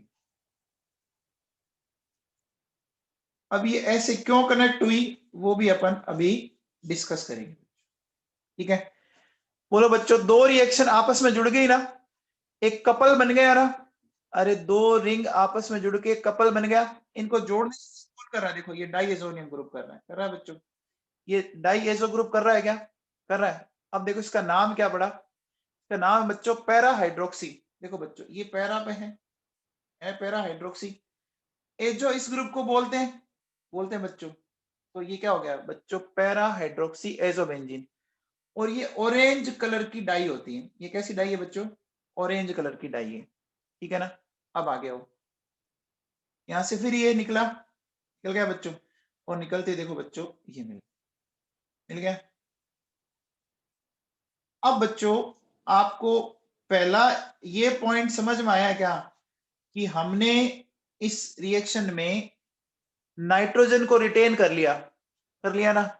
तो बच्चों अगर आपने नाइट्रोजन को रिटेन कर लिया, इसका मतलब आपको टेम्परेचर क्या रखना पड़ेगा बोलो बच्चों, टेम्परेचर को लो रखना पड़ेगा ना। अरे टेम्परेचर को लो रखना पड़ेगा, क्या ये बात नहीं। अच्छा अब देखो इसका नाम क्या है, इसका नाम बच्चों पैरा अमीनो एजोबेंजीन। क्या बोलते हैं इसको, पैरा अमीनो एजोबेंजीन। तो सबसे पहले देखो, हमने इस रिएक्शन को एक नाम और दे रखा, कपलिंग रिएक्शन। कपलिंग समझ में आया, कपलिंग क्यों बोला, समझ में आया बच्चों। अरे दो रिएक्शंस को मैंने कपल बना दिया ना जोड़ के। अरे बोलो बच्चों, दो रिएक्शंस को जोड़ दिया। आपने कभी मैरिज होते हुए देखी है बच्चों, अरे मैरिज होते हुए देखी है, तो आपने देखा होगा दूल्हा और दुल्हन को एक कपड़े से जोड़ा जाता है। अरे दोनों को एक कपड़े से बांध दिया जाता है ना। अरे एक गठजोड़ बनाया जाता है उन दोनों के बीच में, कभी देखा होगा ना भाई साहब, बोलो। तो हमने दो बेंजीन रिंग को किसके थ्रू जोड़ा, हमने दो बेंजीन रिंग को किसके थ्रू जोड़ा, हमारे लिए कपड़ा कौन है यहाँ पर, नाइट्रोजन है। देखो N2 है ना, डाइएजो ग्रुप है, तो समझ में आ गया बच्चों, इसको हमने डाईएजो रिएक्शन क्यों बोला? देखो, reaction in which two benzene rings are connected with each other through diazo group is not reaction. Is it clear? समझ में आ गया? यानी एक तरह से ये हमने जैसे मेरिज्म होता है वैसे हमने किया। अब देखो बच्चों सुनो, अब इसमें क्या कह रहा है कि diazonium ion can act as a very weak electrophile. बच्चों ये बहुत ही वीक इलेक्ट्रोफाइल है, ऐसा क्यों बताओ? ये बहुत ही वीक इलेक्ट्रोफाइल है, ऐसा क्यों? कौन बताएगा? अरे बोलो बच्चों। देखो नाइट्रोजन में पॉजिटिव चार्ज आ रहा है ना, नाइट्रोजन पे पॉजिटिव चार्ज आ रहा है बच्चों, तो नाइट्रोजन इसको सहन करेगा नहीं, वो तो चाहता है कि मैं पॉजिटिव चार्ज को फटाफट खत्म करूं। तो हम उसको बड़ा मुश्किल से रोके हुए रख रहे हैं, है ना, हम उसको बड़ा मुश्किल से रोके हुए रख रहे हैं। एक बात बताओ बच्चों, जो कमजोर बच्चा होता है उसका पढ़ने में मन कम लगता है। अरे जो बच्चा कमजोर है वो कमजोर तभी है जब उसका पढ़ने में मन कम लग रहा है ना। लेकिन हम उसके साथ जबरदस्ती करते हैं, हम उसके साथ जबरदस्ती करते हैं कि नहीं करते? अरे जबरदस्ती करके उसको रोकना पड़ता है। अब यही बात यहाँ पे कि डाइएजोनियम आयन जो है ना, एक बहुत ही वीक इलेक्ट्रोफाइल है और ये लो टेम्परेचर पर ही क्या कर सकता है? स्टेबल है। तो हमें कपलिंग रिएक्शन को सिर्फ कब करवानी पड़ेगी? हमें कपलिंग रिएक्शन को कब करवाना पड़ेगा? बोलो बच्चों, लो टेम्परेचर पर या हाई टेम्परेचर पर? लो टेम्परेचर पर। हाई टेम्परेचर पर क्यों नहीं? हाई टेम्परेचर पर क्यों नहीं? अरे हाई टेम्परेचर पर तो बॉन्ड टूटेगा और नाइट्रोजन वहां से फुर हो जाएगी ना। बोलो बच्चों, समझ में आ गया? अब देखो बच्चों, अब देखिए बच्चों, हम कह रहे हैं कि नाइट्रोजन पे पॉजिटिव चार्ज है, ये बहुत ही वीक इलेक्ट्रोफाइल है ना। अब अगर वीक इलेक्ट्रोफाइल है तो ये तभी अटैक कर पाएगा जब एरोमेटिक रिंग में इलेक्ट्रॉन डेंसिटी बहुत ज्यादा हो। क्या बोला, समझ में आ रही है बात? वीक इलेक्ट्रोफाइल है, ठीक है, तो ये तभी अटैक कर पाएगा जब रिंग में इलेक्ट्रॉन डेंसिटी बहुत ज्यादा है। आप थोड़ा याद करो बच्चों, फिडलक्राफ्ट रिएक्शन याद है क्या? फिडलक्राफ्ट रिएक्शन पढ़ी थी, तो हमने बोला था कि बच्चों CH3+ या CH3CO+ बहुत ही वीक इलेक्ट्रोफाइल होते हैं। तो अगर कोई मेटा डायरेक्टिंग ग्रुप होता है ना, तो वो उस रिंग पर अटैक ही नहीं करते थे, याद करो। अगर कोई मेटा डायरेक्टिंग ग्रुप होता है तो वहां पर अटैक ही नहीं करते थे ना, क्योंकि रिंग में इलेक्ट्रॉन डेंसिटी बहुत ही कम थी। अरे रिंग में इलेक्ट्रॉन डेंसिटी बहुत ही कम है। अब वही की वही बात हमें यहाँ लगानी है ना, है ना। तो अब देखो बच्चों, यहाँ क्या है कि due to its weak nature it can react with those aromatic compound in which strong activating group is present, है ना बच्चों। स्ट्रॉन्ग एक्टिवेटिंग ग्रुप है बच्चों, देखो नाइट्रोजन पे लोन पेयर है, याद करो हमने देखा था बच्चों, इनका हेलोजिनेशन हम बिना किसी लेविस एसिड के भी कर पा रहे थे। कर पा रहे थे क्या? कर पा रहे थे बच्चों, याद है क्या? किया था ना? अरे किया था बच्चों।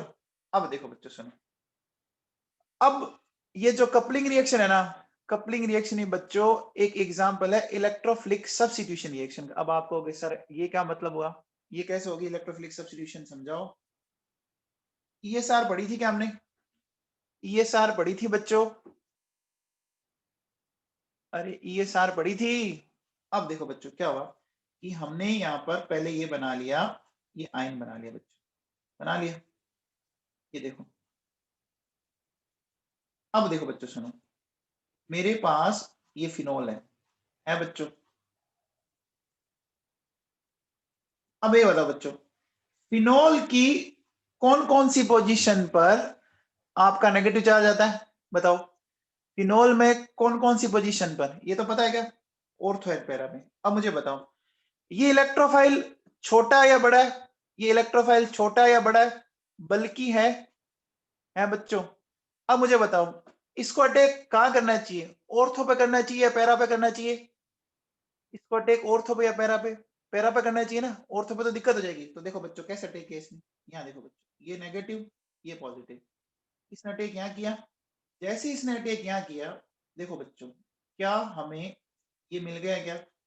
देखिए ये वाली चीज हमारे सामने आ गई क्या? ये देखो बच्चों यहाँ से N2 आ गया बच्चों। बोलो बच्चों समझ में आया? अब मैंने आपको एक चीज समझाई थी कि जिस कार्बन पर इलेक्ट्रोफाइल अटैक करता है उसी कार्बन से कार्बन हाइड्रोजन बॉन्ड के इलेक्ट्रॉन अंदर जाते हैं, क्या ये मैंने समझाया था? तो देखो बच्चों, जैसे ये अंदर जाएंगे, अंदर जाते देखो बच्चों यहाँ से क्या रिलीज हो गया हमारे लिए बच्चों, यहाँ ये रिलीज हो गया,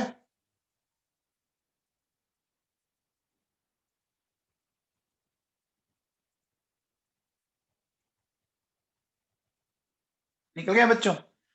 ये जो H प्लस निकला वो देखो यहाँ जो पीछे Cl माइनस निकला था उसके साथ रिएक्शन करके क्या बना देगा, HCl बना देगा। क्या समझ में आया बच्चों? मैकेनिज्म ऑफ कपलिंग रिएक्शन समझ में आई आपको? क्या ये एक इलेक्ट्रोफिलिक सब्स्टिट्यूशन रिएक्शन है? क्या ये एक इलेक्ट्रोफिलिक सब्स्टिट्यूशन रिएक्शन है बच्चों? आ गया मामला समझ में? अब देखो बच्चों एक बात बताऊं, अगर मैं ऐसा कहता, मेरी बात को सुनना ढंग से, मैं कहता हूं कि मेरे पास ये एक बेंजीन रिंग है, ठीक है, और इसमें मैंने ये CH3 ग्रुप लगा रखा है और मैंने इसको PDC से अटैक करवाया, ठीक है। तो अब मुझे बताओ बच्चों, अब ये रिएक्शन कौन सी जगह होगी?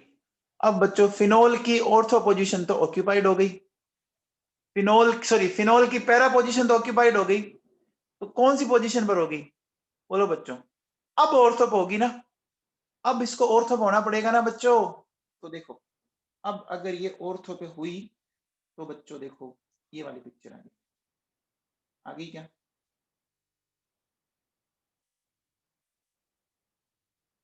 N2 और ये PH आ गया समझ में बच्चों? अरे आ गया। पहला प्रेफरेंस तो किस में मिलेगा? पहला प्रेफरेंस तो किस में मिलेगा? पैरा पोजीशन पर। लेकिन अगर पैरा ऑक्यूपाइड है तो फिर कहां जाएंगे हम? ऑर्थो पे जाएंगे। चलो बच्चों, तो ये समझ में आया बच्चों? ये लाइनें समझ में आ गई? कपलिंग रिएक्शन अपन लो टेम्परेचर पे क्यों करवाते हैं? कपलिंग रिएक्शन एक ESR का एग्जांपल है, ये समझ में आ गया? अच्छा, कपलिंग रिएक्शन सिर्फ वही दिखा सकते हैं जिसमें स्ट्रॉन्ग इलेक्ट्रॉन डोनेटिंग ग्रुप जुड़ा हुआ हो, है ना? क्या नाइट्रोबेंजीन कपलिंग रिएक्शन दिखा देगा? क्या नाइट्रोबेंजीन कपलिंग रिएक्शन दिखा देगा बच्चों? दिखा देगा क्या? नहीं दिखाएगा ना, क्योंकि रिंग बहुत ही ज्यादा डीएक्टिवेट है। ये बात समझ आई? बोलो बच्चों, ये सबको समझ में आ गया क्या? अब देखो बच्चों सुनो, अब देखो बच्चों, जब मैंने यहाँ पे फिनोल लिया तो फिनोल की रिएक्शन में देखो मैंने बच्चों एरो पे OH माइनस लिख रखा है, बताओ ऐसा क्यों?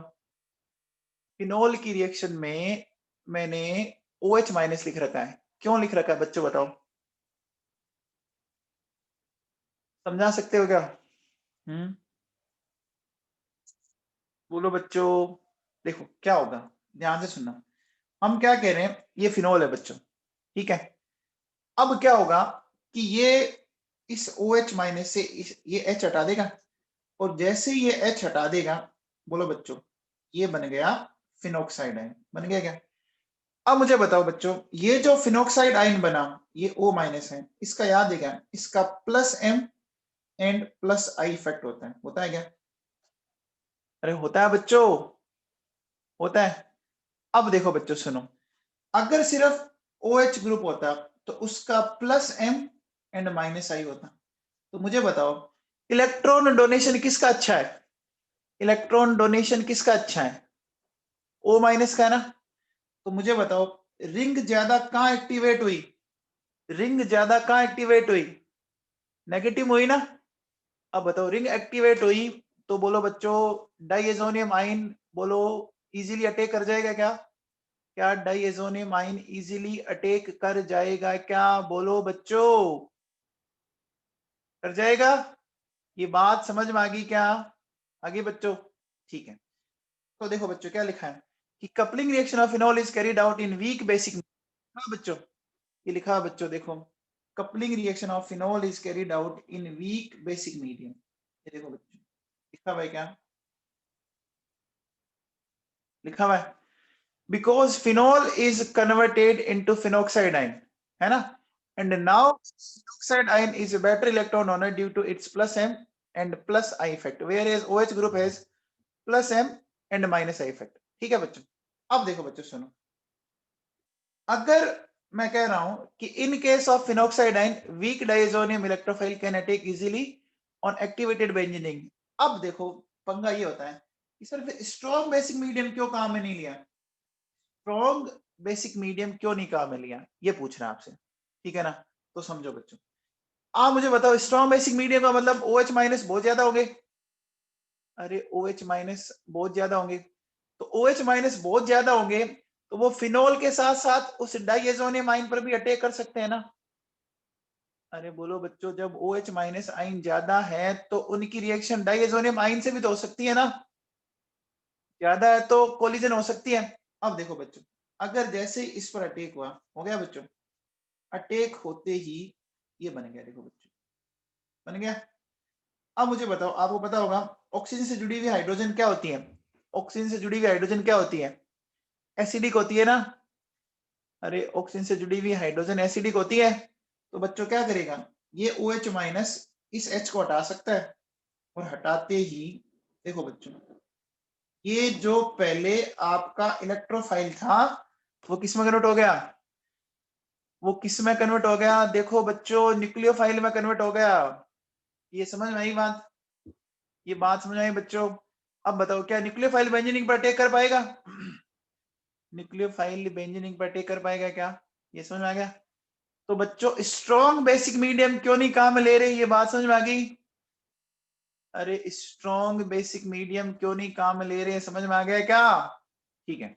अब देखो बच्चों सुनो, आप मुझे एक चीज बताओ बच्चों, फिनोल एसिडिक नेचर का है बच्चों, फिनोल एसिडिक नेचर का है, तो हमने बेसिक मीडियम काम में लिया। अब दिमाग लगाओ, एनिलीन अगर बेसिक नेचर का है तो हमें कौन सा मीडियम यूज लेना चाहिए, बताओ, एसिडिक लेना चाहिए क्या, अरे एनिलीन के लिए एसिडिक लेना चाहिए।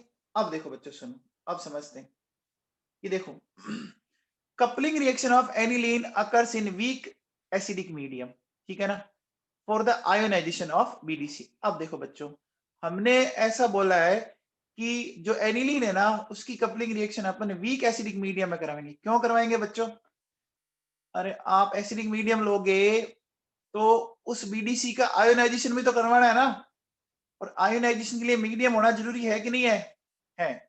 अब देखो बच्चों, हम स्ट्रॉन्ग बेसिक मीडियम क्यों नहीं काम में ले सकते, बताओ, स्ट्रॉन्ग बेसिक मीडियम क्यों नहीं काम में ले सकते। देखो बच्चों, जैसे ही आपने स्ट्रॉन्ग बेसिक मीडियम काम में लिया तो H प्लस आयन बढ़ गए क्या, बोलो बच्चों, अरे H प्लस आयन बढ़ गए क्या, और बढ़े हुए H प्लस आयन इसको भी, इससे भी रिएक्ट कर जाएंगे क्या, बोलो बच्चों। अरे अगर H प्लस आयन ज्यादा है तो एनिलीन को भी तो रिएक्ट कर सकते हैं, और जैसे ही वो एनिलीन से रिएक्ट कर जाएंगे, हमें कौन सा आयन मिला बच्चों बताओ, क्या हमें एनिलीनियम आयन मिला, मिला बच्चों। आप याद करो बच्चों, एनिलीनियम आयन एक स्ट्रॉन्ग डीएक्टिवेटिंग है बोलो बच्चों, बोलो, ये स्ट्रॉन्ग डीएक्टिवेटिंग है बच्चों, बोलो। तो स्ट्रॉन्ग डीएक्टिवेटिंग होगा, बात समझ आएगी, है ना, बोलो बच्चों, स्ट्रॉन्ग डीएक्टिवेटिंग होगा तो हम क्या बोलेंगे, हम ये बोलेंगे कि क्या वो वीक इलेक्ट्रोफाइल इस पर अटैक कर पाएगा, बोलो बच्चों। अब वीक इलेक्ट्रोफाइल इस पर अटैक कर पाएगा क्या, नहीं कर पाएगा ना, बोलो बच्चों। क्या मामला समझ में आया। तो दोनों केस में ही स्ट्रॉन्ग वाला हमारे काम का नहीं है, दोनों केस में ही स्ट्रॉन्ग वाला हमारे काम का नहीं है। समझ में आ गया क्या बच्चों, आ गया। अब देखो, ये एक बहुत अच्छा क्वेश्चन है, ये एक बहुत अच्छा क्वेश्चन है, इस क्वेश्चन को समझा दो, बताओ बच्चों कैसे करोगे, बताओ। ये OH भी है और NH2 भी है। अब बताओ pH 9 to 10, तो 9 to 10 कैसी pH है, बताओ, 9 to 10 कैसी pH है, बेसिक है। तो बेसिक pH में कौन सा ग्रुप एक्टिवेट होगा, बेसिक pH में एसिडिक वाला होगा ना, अरे बेसिक pH में एसिडिक वाला होगा। एसिडिक ग्रुप कौन सा है, एसिडिक ग्रुप कौन सा है, OH है ना।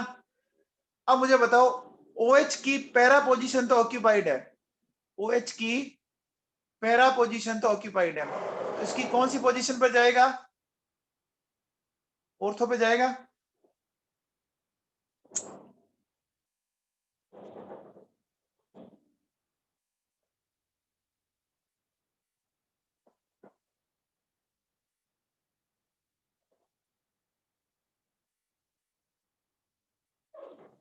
ये बोलो, इसका प्रोडक्ट ये बनेगा क्या? इसका प्रोडक्ट ये बनेगा।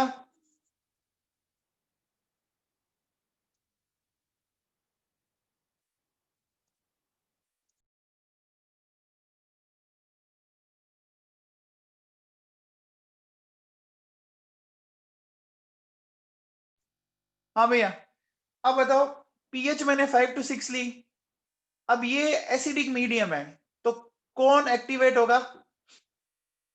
NH2। अब NH2 की कौन सी पोजीशन पर आएगा? NH2 की कौन सी पोजीशन पर? ऑर्थो पोजीशन पर। तो बोलो बच्चों, क्या मैं इसमें ये प्रोडक्ट लिख सकता हूं?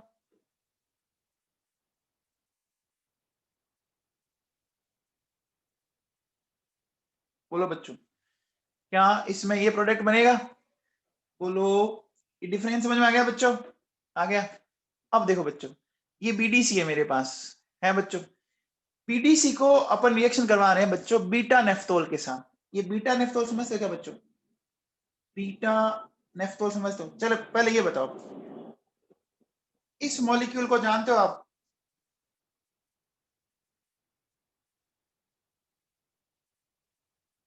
इस मॉलिक्यूल को जानते हो बच्चों? ये नेफ्थलीन है बच्चों। अब देखो बच्चों, ये दोनों में कॉमन कार्बन है, तो कॉमन कार्बन से दोनों तरफ पहले अल्फा है, ठीक है, फिर ये बीटा है, फिर ये गामा है ना? अल्फा बीटा गामा, समझ में आ गया? अरे बोलो बच्चों, अल्फा बीटा गामा समझ में आ गया? अब देखो बच्चों, एक बात बताओ, ये जो बीडीसी आप बना रहे हो, ये बना किससे रहे हो? ये तो पता लग रहा होगा ना, ये बीडीसी बनाया किससे आप लोगों ने, बताओ? एनिलीन को हमने ट्रीट HNO2 प्लस HCl के साथ किया था क्या? अरे बोलो बच्चों, बीडीसी ऐसे ही बना था। अब ये बीटा नेफ्थोल कैसे समझेंगे? अगर नेफ्थलीन की बीटा पोजीशन पर मैंने OH ग्रुप लगा दिया, नेफ्थलीन की कौन सी पोजीशन पर लगा दिया? बीटा पोजीशन पर, तो एल्कोहल को ओल बोलते हैं क्या? एल्कोहल को ओल बोलते हैं, तो अब ये क्या हो गया? नेफ्थलीन से ये क्या बन गया? नेफ्थोल बन गया। बोलो बच्चों, समझ में आ गया? बन गया। अब देखो बच्चों, अब इस OH की एक तो ऑर्थो पोजीशन ये है और एक ऑर्थो पोजीशन ये है बच्चों। एक ऑर्थो पोजीशन ये है, मतलब मैं इसको अल्फा बोल देता हूं, इसको यहां पर ये क्या है? ये गामा है। तो देखो बच्चों, यहां से रिएक्शन हुई और रिएक्शन होते ही ये वाला प्रोडक्ट बना हमें। अब इसमें आपको एक क्वेश्चन बताना है मेरे को, कि मैंने ये जो अटैक है ना, वो इस OH के रेस्पेक्ट में अल्फा पोजीशन पर ही करवाया। बताओ बच्चों, मैं इसको अगर मैं आपसे पूछूं कि गामा पोजीशन में क्यों नहीं करवाया? OH के लिए ऑर्थो पोजीशन 2 है ना बच्चों? अरे OH के लिए ऑर्थो पोजीशन 2 है ना बच्चों? तो मैंने इस ऑर्थो पोजीशन पर अटैक क्यों करवाया? बता सकते हैं आप? अरे OH के लिए 2 ऑर्थो पोजीशन है ना, बोलो बच्चों, क्या मेरी बात समझ पा रही है क्या आप? मेरी बात समझ पा रहे हो? देखो बच्चों, इसमें रीजन बड़ा सिंपल है कि देखिए क्या होगा, कि अभी जब मैंने अटैक करा है, आपको पता है क्या ESR रिएक्शन में कौन सा इंटरमीडिएट बनता है? इलेक्ट्रोफिलिक सब्स्टिट्यूशन रिएक्शन में कौन सा इंटरमीडिएट बनता है बच्चों? बताओ, इलेक्ट्रोफिलिक सब्स्टिट्यूशन रिएक्शन में कौन सा इंटरमीडिएट बनता है? कार्बोकेटाइन बना था ना? अरे एरिनियमाइन बना था ना? भूल गए सारे, किसी को याद नहीं है? ESR रिएक्शन में कार्बोकेटाइन बनता है। अब जब आपने इस अल्फा पोजीशन पर अटैक करवाया, तो जो कार्बोकेटाइन बना है उसकी रेजोनेंस सक्सेस बनती है ज्यादा, और जब आप गामा पोजीशन पर अटैक करवाओगे तो उसकी रेजोनेंस सक्सेस बनती है कम। तो बताओ कौन ज्यादा स्टेबल होता है, जिसमें रेजोनेंस सक्सेस ज्यादा बने या कम बने? बोलो बच्चों। अरे जिसमें रेजोनेंस सक्सेस ज्यादा बनती है वो ज्यादा स्टेबल होता है ना? बोलो बच्चों, समझ में आ गया? अरे भाई लोगों, समझ में आ गया है क्या? ठीक है। अब देखो बच्चों, ये जो रिएक्शन है ना, above reaction is used in the identification of aniline. ये इंपॉर्टेंट है बच्चों, ये एग्जाम पॉइंट ऑफ व्यू से इंपॉर्टेंट है ना? इसको बोलते हैं बीटा नेफ्थोल टेस्ट बोलते हैं इसको। इसको क्या बोलते हैं, है ना? It is known as beta naphthol test, है ना, and used for aromatic primary amine. बोलो बच्चों, तो क्या कपलिंग रिएक्शन आपको समझ में आई? कपलिंग रिएक्शन आपको समझ में आ गई क्या? अरे कपलिंग का मतलब समझ में आ गया कि कपलिंग क्यों बोला। अच्छा, लो टेम्परेचर पे क्यों करवाया ये समझ में आया? लो टेम्परेचर पे क्यों बोला ये समझ में आया? अरे आया। अच्छा, अगर ग्रुप फिनोलिक था तो हमने वीक बेसिक मीडियम काम में लिया, ये समझ में आया? फिनोलिक ग्रुप था तो हमने वीक बेसिक मीडियम काम में लिया। स्ट्रॉन्ग नहीं ले सकते काम, उसका रीजन बताया था। अरे स्ट्रॉन्ग नहीं ले सकते क्योंकि स्ट्रॉन्ग लेते ही आपको पता है सबस्ट्रेट पर भी अटैक होने लग जाता है, होने लग जाता है ना बच्चों, बोलो, है ना?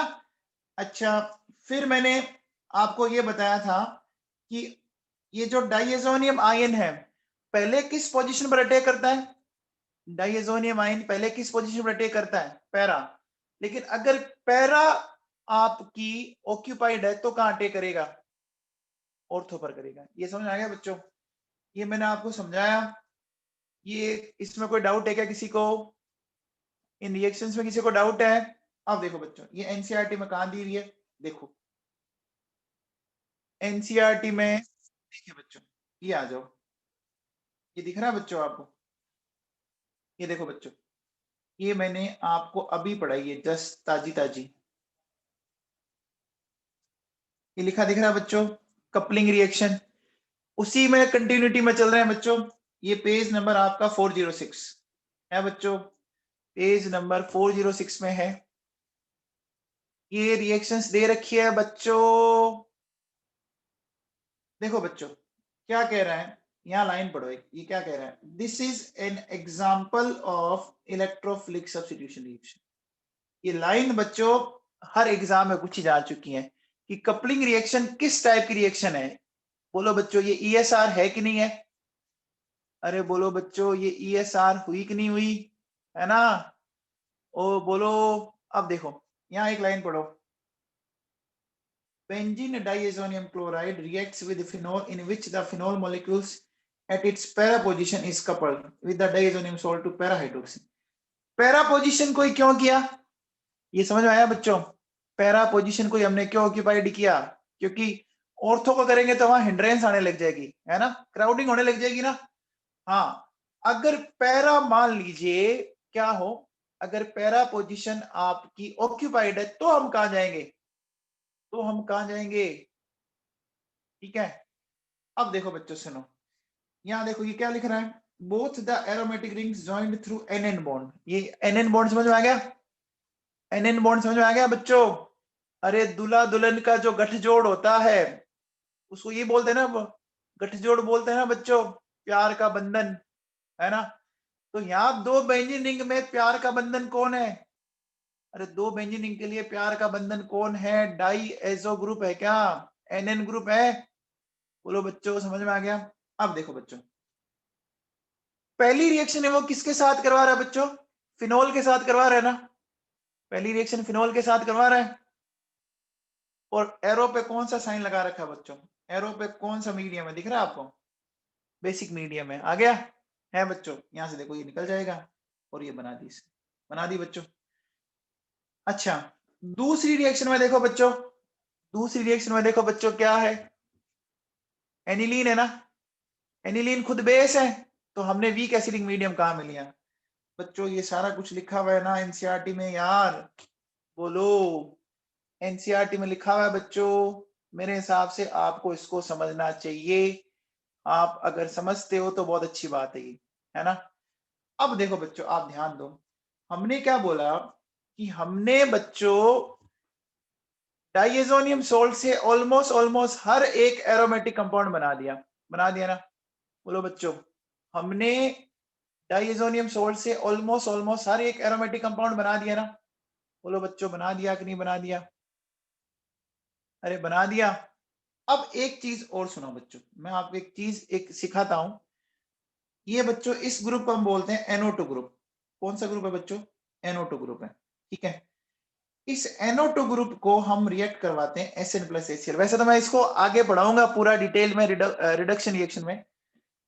एक बात हो बच्चों, SN और HCl ये आपस में रिएक्शन करके बच्चों पता है क्या, ये क्या बना देते हैं? SnCl2 बना सकते हैं या SnCl4 भी बना सकते हैं। ये बनाया SnCl4 और ये क्या करते हैं, ये आपको नेसेंट हाइड्रोजन देते हैं, ठीक है ना। अरे टिन HCl के साथ रिएक्शन करके हाइड्रोजन जनरेट करेगा। अरे बोलो बच्चों, टिन कौन सी फैमिली का एलिमेंट है, जानते हो क्या? अरे टिन कौन सी फैमिली का एलिमेंट है बच्चों? कार्बन फैमिली का। देखो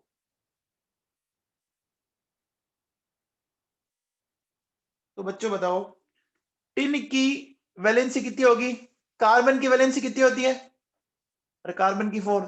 तो टिन 4 क्लोरीन से जुड़ गया, तो बोलो बच्चों यहाँ पर ये हाइड्रोजन जनरेट कर रहा है, ये हाइड्रोजन जनरेट कर रहा है। अब मुझे बताओ, अब अगर मुझे इस NO2 ग्रुप को NH2 ग्रुप में कन्वर्ट करना है, तो मुझे बच्चों पहले इस ऑक्सीजन को हटाना पड़ेगा ना, मुझे इस ऑक्सीजन को हटाना पड़ेगा ना। तो 2 ऑक्सीजन को हटाने के लिए कितने हाइड्रोजन चाहिएंगे? 2 ऑक्सीजन को हटाने के लिए 4 चाहिएंगे। अब बच्चों जब 4 ऑक्सीजन हट चुकी, सॉरी 2 ऑक्सीजन हट चुकी, तो उसकी जगह 2 हाइड्रोजन और आएगी ना, उसकी जगह 2 हाइड्रोजन और आएगी ना, आएगी। तो टोटल कितनी हाइड्रोजन चाहिए? टोटल 6 हाइड्रोजन चाहिए क्या? तो देखो बच्चों, हमने यहाँ पर एक तरह से इसको 6 हाइड्रोजन के थ्रू NO2 ग्रुप को रिड्यूस कर दिया एमीन ग्रुप में। क्या समझ में आया बच्चों? रिडक्शन रिएक्शन में अपन इसको पूरा डिटेल में लेंगे। एक बार आप ये रिएक्शन याद रखो कि NO2 ग्रुप को अपन SN प्लस HCl से रिड्यूस करके NH2 में कन्वर्ट कर सकते हैं। समझ में आ गया? अरे बोलो बच्चों, समझ में आ गया क्या? अब देखो बच्चों सुनो, ये देखो बच्चों, ये एग्जाम्पल समझते हैं, इस एग्जाम्पल को समझने की कोशिश करते हैं। देखो बच्चों, आपको इसने क्या बोल रखा है, 4 नाइट्रोटोलुइन। ये दिख रहा है बच्चों, 4 नाइट्रोटोलुइन। देखो बच्चों, ये नाइट्रो ग्रुप और मिथाइल ग्रुप ये एक दूसरे की 4th पोजीशन पर है बच्चों, है। इसको 2 ब्रोमो बेंजोइक एसिड में कन्वर्ट करना है। किसमें कन्वर्ट करना है? 2 ब्रोमो बेंजोइक एसिड में। अब मुझे बताओ, इसने इसको रिएक्शन कराया बच्चों ब्रोमीन के साथ, है ना। अब मुझे बताओ, इस रिंग में एक एक्टिवेटिंग ग्रुप है, एक डीएक्टिवेटिंग ग्रुप है बच्चों। एक एक्टिवेटिंग ग्रुप है, एक डीएक्टिवेटिंग ग्रुप है। रिएक्शन किसके अकॉर्डिंग होगी? रिएक्शन किसके अकॉर्डिंग होगी? एक्टिवेटिंग। कौन है एक्टिवेटिंग बताओ? एक्टिवेटिंग कौन है इसमें? CH3 है ना बच्चों। देखो बच्चों, ये एक्टिवेटिंग है और ये डी एक्टिवेटिंग है, तो इसके अकॉर्डिंग रिएक्शन हुई। तो इसकी ऑर्थो पोजीशन पे ब्रोमीन आ गया क्या? याद करो, हमने ESR पढ़ा था, ESR पढ़ा था बच्चों, पढ़ा था। अब देखो बच्चों, ये SN प्लस HCl आ गया, तो हमने इससे टोटल 6H ले लिए और इस NO2 ग्रुप को देखो मैंने बच्चों NH2 ग्रुप में कन्वर्ट कर दिया क्या? अरे कर दिया क्या? बोलो बच्चों। अब देखो बच्चों सुनो, अब क्या होगा कि हमने बच्चों क्या किया, यहाँ ये देखो बच्चों, ये NaNO2 प्लस HCl है, ये याद है क्या? NaNO2 प्लस HCl और ये टेम्परेचर सिर्फ और सिर्फ पूरी केमिस्ट्री में आपको इसी रिएक्शन में मिलेगा और कहीं भी नहीं मिलेगा बच्चों। ये टेम्परेचर सिर्फ और सिर्फ आपको इसी रिएक्शन में मिलेगा और कहीं नहीं मिलेगा, ठीक है ना। तो आप मुझे बताओ, ये कौन सी रिएक्शन होगी? ये डाइएजोटाइजेशन हो गया क्या? अरे BDC बना दिया। तो देखो बच्चों, इस NH2 की जगह इसने क्या लगा दिया? N2Cl लगा दिया, N2Cl लगा दिया बच्चों। अब देखो बच्चों सुनो, है ना। अब देखिए बच्चों, यहां पर इसने क्या कर दिया बच्चों, इसको रिड्यूस कर दिया। बोलो बच्चों, रिड्यूस किया और रिड्यूस करके इसने बेंजीन बना दी बच्चों। चलो ये फिर कल करते हैं डिस्कस। ये बच्चों, ये 2 क्वेश्चन आप करना कोशिश करना। ये इनटेक्स्ट क्वेश्चन दे रखे हैं 2, इनको आप ट्राई करना, नहीं तो कल मैं बताता हूं आपको। संडे को कोई टेस्ट नहीं है। अच्छा 1 मिनट सुनो बच्चों, जो मैथ्स वाले बच्चे हैं वो रुके, बायो वाले बच्चे आराम से मीटिंग को छोड़ सकते हैं। मैथ्स वाले रुके बच्चे, जो मैथ्स वाले बच्चे हैं बायो वाले मीटिंग को लेफ्ट कर सकते हैं।